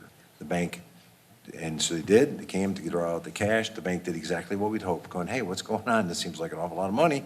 Are you okay? What's happening? Yeah, we got this contractor and they're finishing up. They've done all the work on our bathroom remodel, blah, blah, blah, and this is the final payment. Oh, what's the name of the contractor? I don't know. And then the bank gave them the $45,000 anyway. Oh. That's all what we talk about, is if this is how it doesn't, we're not going to stop it if it keeps working. That's the problem. I mean, criminals aren't stupid. I mean, if we keep rewarding them, they'll keep doing it. And that one, they gave her instructions, go to, I think it was Walmart, buy a vaporizer, pull the packing out of the bottom of it, put the cash in there, put the vaporizer in it, put it together, take it to a UPS store, send it to Florida to this address, and she did.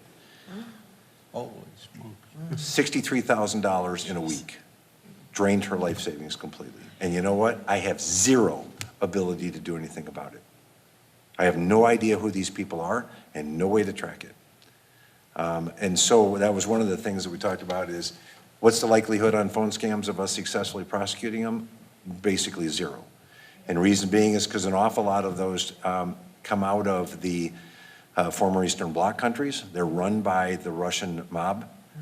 They go to Romania, they go to other places, or Jamaica is also a real hot spot. You can get some assistance. We work very closely with the United States Postal Inspector. They actually have an assistant U.S. attorney in Jamaica. That's a really tough assignment. And they prosecute mail fraud and wire fraud cases. So they've picked out some, but it's extremely rare and it's very, very difficult to do.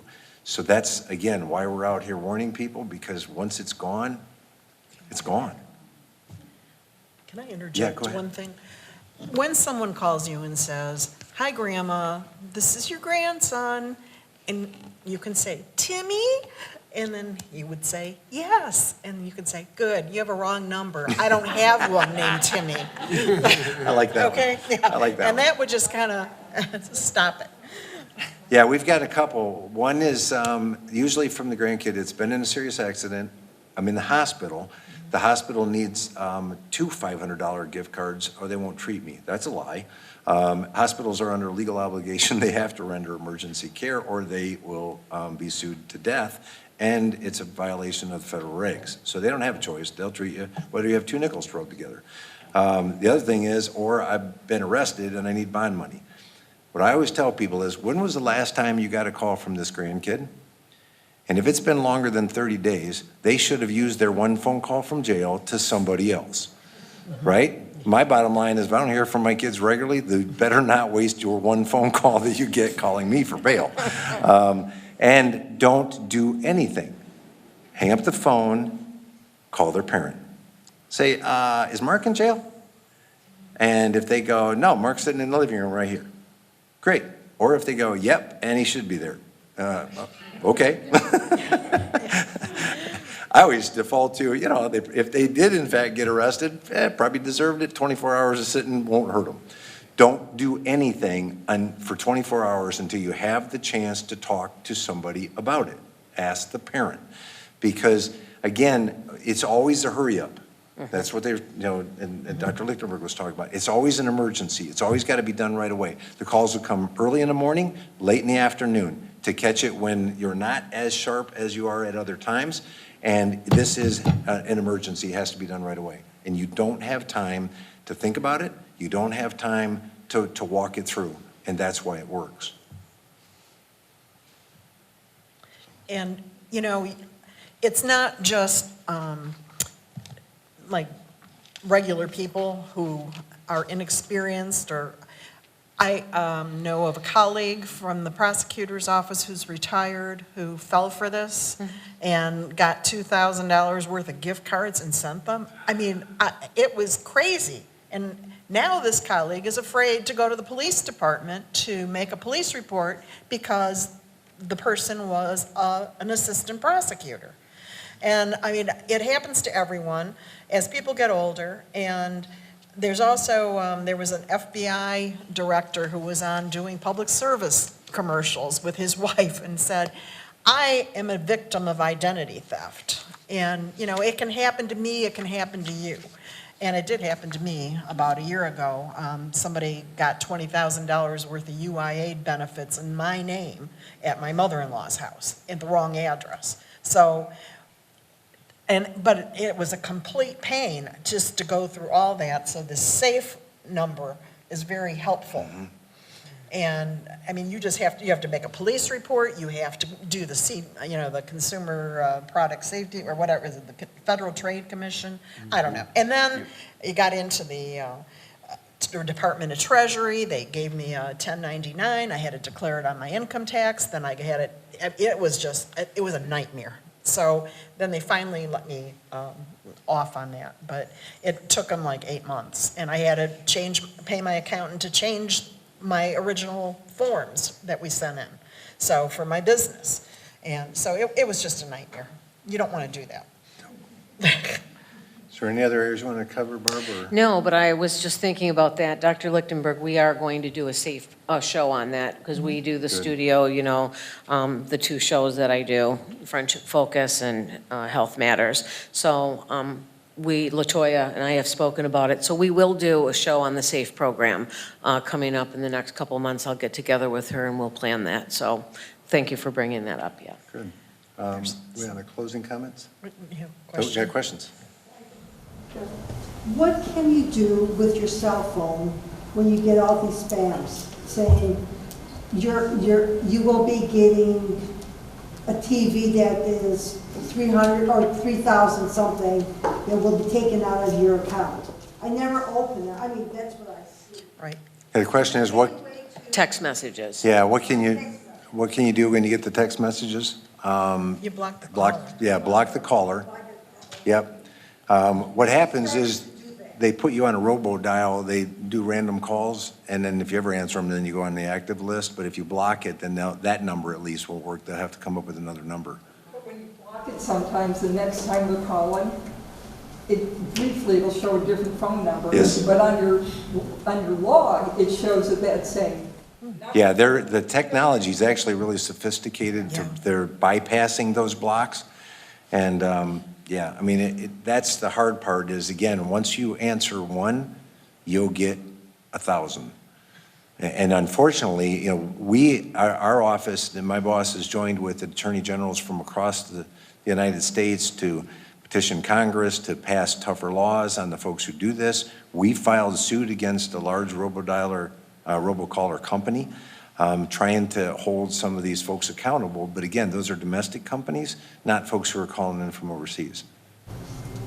I was at CVS a couple weeks ago and I bought 2 gift cards, but it was for a gift. The person behind, the clerk asked me, is that for you or is it for somebody else? Oh, that's cool. Yeah, she was at CVS, bought gift cards and was asked by the clerk. Are these for you or for somebody else? Because it's so common now. That's what they want. They want that card number. It's the quickest way for them to get cash. Yes? If anybody calls you and wants gift cards, forget it. There's absolutely no way any reputable person or agency is going to ask you for a gift card. Or iTunes cards. What they do is try to scare you, gift card, stigma. No, that's a good point. No legitimate business does business over the phone asking for a gift card number. Nobody. And so if they're asking for one, it's illegitimate. The other problem is they do it because it's not traceable in any way. Even if you give them your credit card, we can backtrack that, the credit card processor, but gift cards are not traceable. So, yes, ma'am. Go along on the phone scam thing that I had kind of shoot my husband down on. He got a call, he thought it was from Social Security about Medicaid. It was 6:30 on a Friday night. I said, Medicaid and Social Security offices, don't talk to them. It's not, how do I know? What government office is open at 6:30 on a Friday night? Right. You can't get a hold of Social Security between 8 and 5. That's what I was going to say. They're sure not going to call you at 6:30, ever. Yeah. So, yes, sir. On our TV, when the phone normally rings, it'll say name and number, and if it's something we don't know, I normally will go up, pick up the phone and stick it back down, just to eliminate the call. Oh, okay. But will that show you Yeah, answered but that it? might show you Yeah, it shows you answered. answered. I don't even answer them. I have an answering machine for I still have a landline. But I just let it go to the machine, and if it's an automatic call, there will be no message. It'll just click off. Yep. Right, if you hang It it still up. shows that the line got answered, Right. and then you'll stay in an active list. Good to know. Did you have another question, ma'am? No, I was just going to kind of, we have to have a meeting with other law enforcement at the time when they said exactly the second. You pick up the call and immediately hang up, it still makes you not Yep, you're live. Yeah. And then they'll start cranking them out to every other, these are criminal organizations. It's not just, some slob calling from a payphone. This is, Oh, yeah, that's a new one. You get your own number? Yeah. I got one time. I was doing a law enforcement training, and I got a call that said, this is local law enforcement, and there's a warrant out for your arrest. We need you to contact us immediately to make arrangements to, resolve this matter. So I went out to the room. I said, are you guys looking for me? They're like, no. I'm like, okay, I didn't think so, but I thought I would ask because you just called me. You're just on a list, and they'll try, again, if you become active, then you'll get one from the jury duty, one from the IRS, one from Social Security. They'll keep going until one of them hits. And again, they'll, especially if they ever get money, you need to change your phone number because you'll never, ever be off that list. We had a senior in Westland last year who went to the bank, and it was the bank teller who stole $25,000 because she convinced one of our seniors that she was his girlfriend. So he bought her a car, and he gave her all kinds of money. Now, she did get fired. However, there were no charges pressed against her. So you think, and I love our bank officials, okay? I truly do. I worked for National Bank of Detroit for 15 years. But the thing is you trust people at the bank, and that's another thing, and that just wears you down further when it's the people that you think you should be able to trust, whether it's a family member, whether it's the teller, or whether it's a police officer. When that trust is violated, it makes you even more scared to trust anyone. Yep. I prosecuted a teller. She did the same thing, endeared herself to this elder gentleman, and then siphoned off 25 grand. Yep. It's a 20-year felony to steal anybody in a bank employee. And so, yeah, she got whacked. Yeah. She has not yet been prosecuted. I know she was fired from the bank, but he has no adult children, and actually it was one of his friends' sons and his wife who actually found it all out and are now protecting him because it wasn't his mother's best friend. It's being brought against her? I haven't heard that, no. I'm trying to keep up on it, but I just saw them and they said so far nothing. I will tell you that sometimes banks don't want to prosecute. And they don't want it to be out there in the press that they've lost this kind of money. And they have this kind of an employee because that undermines the trust. And several times, the security departments of the large banks in Detroit declined to prosecute things in the neighborhood of $50,000 to $100,000. Speaking of banks, I went to the bank with my son, he wanted to borrow some money, and it was like $10,000. So we went to the bank.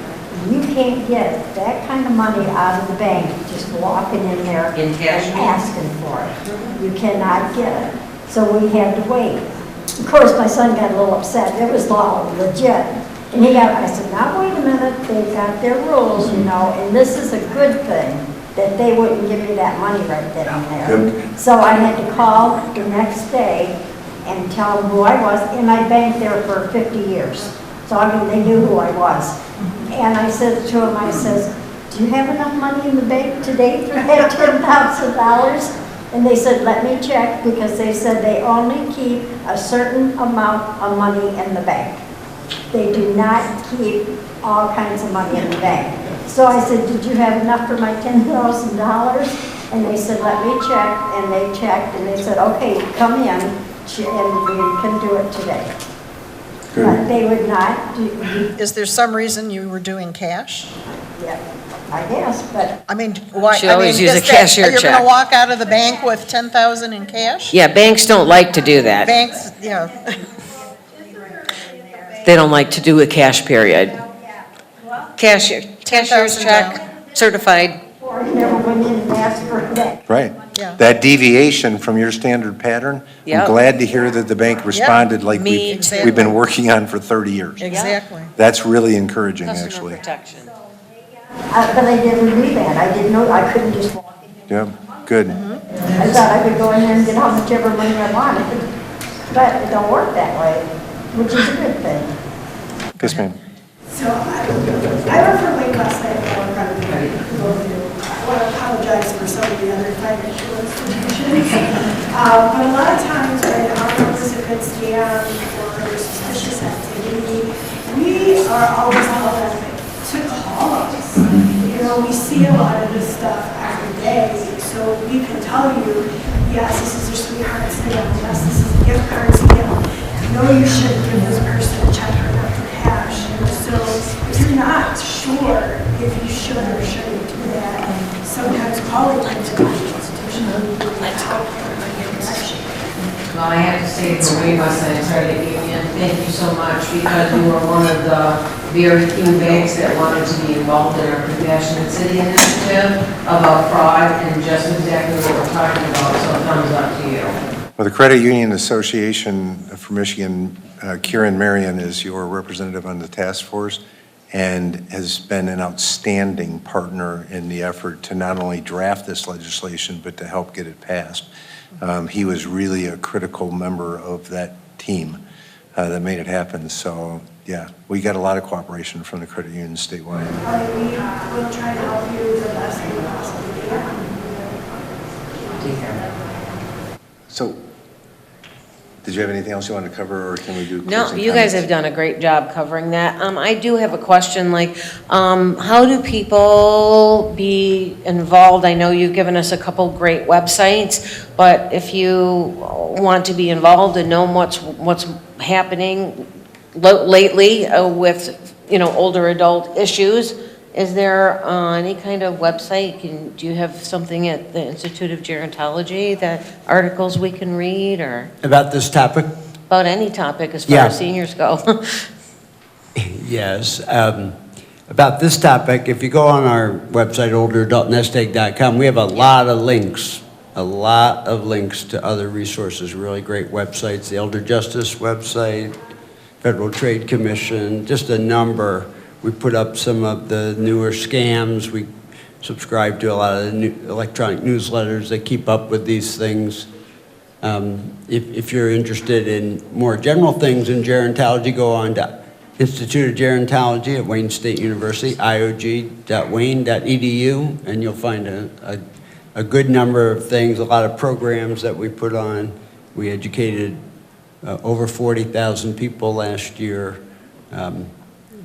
Of our 200 and some programs, about half of them were for older adults and half of them for professionals. Excellent. Oh, that's great. We also have at michigan.gov/AG/elder abuse.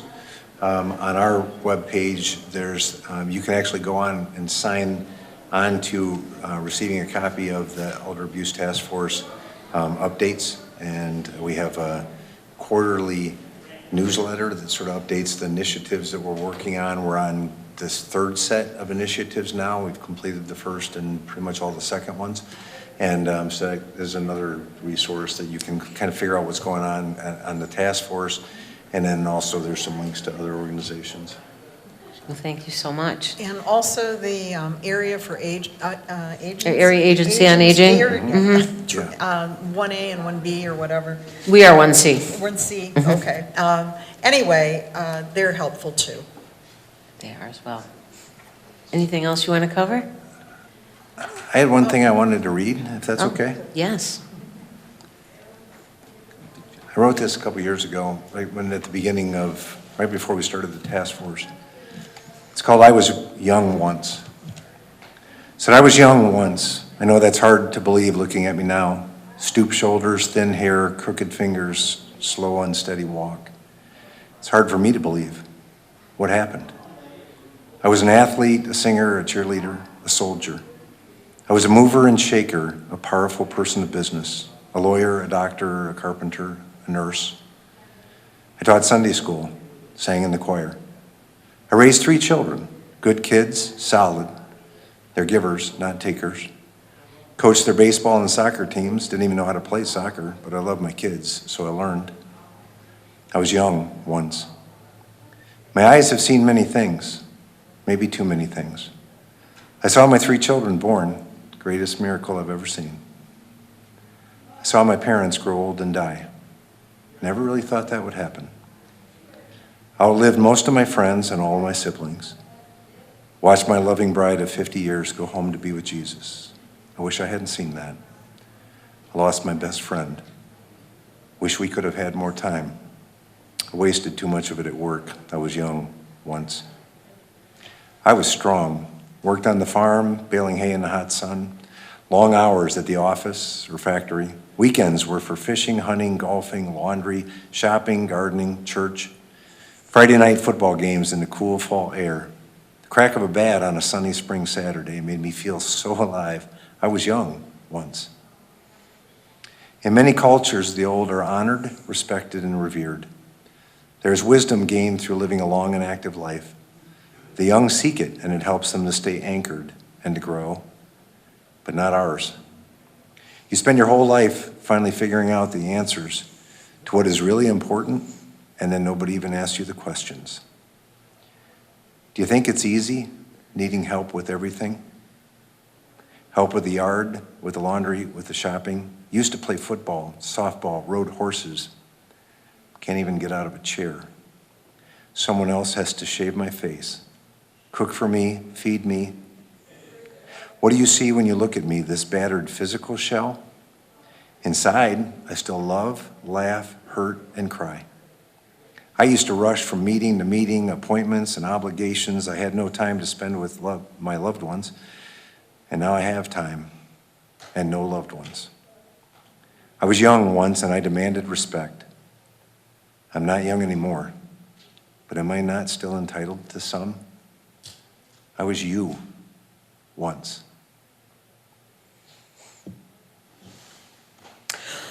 Yeah.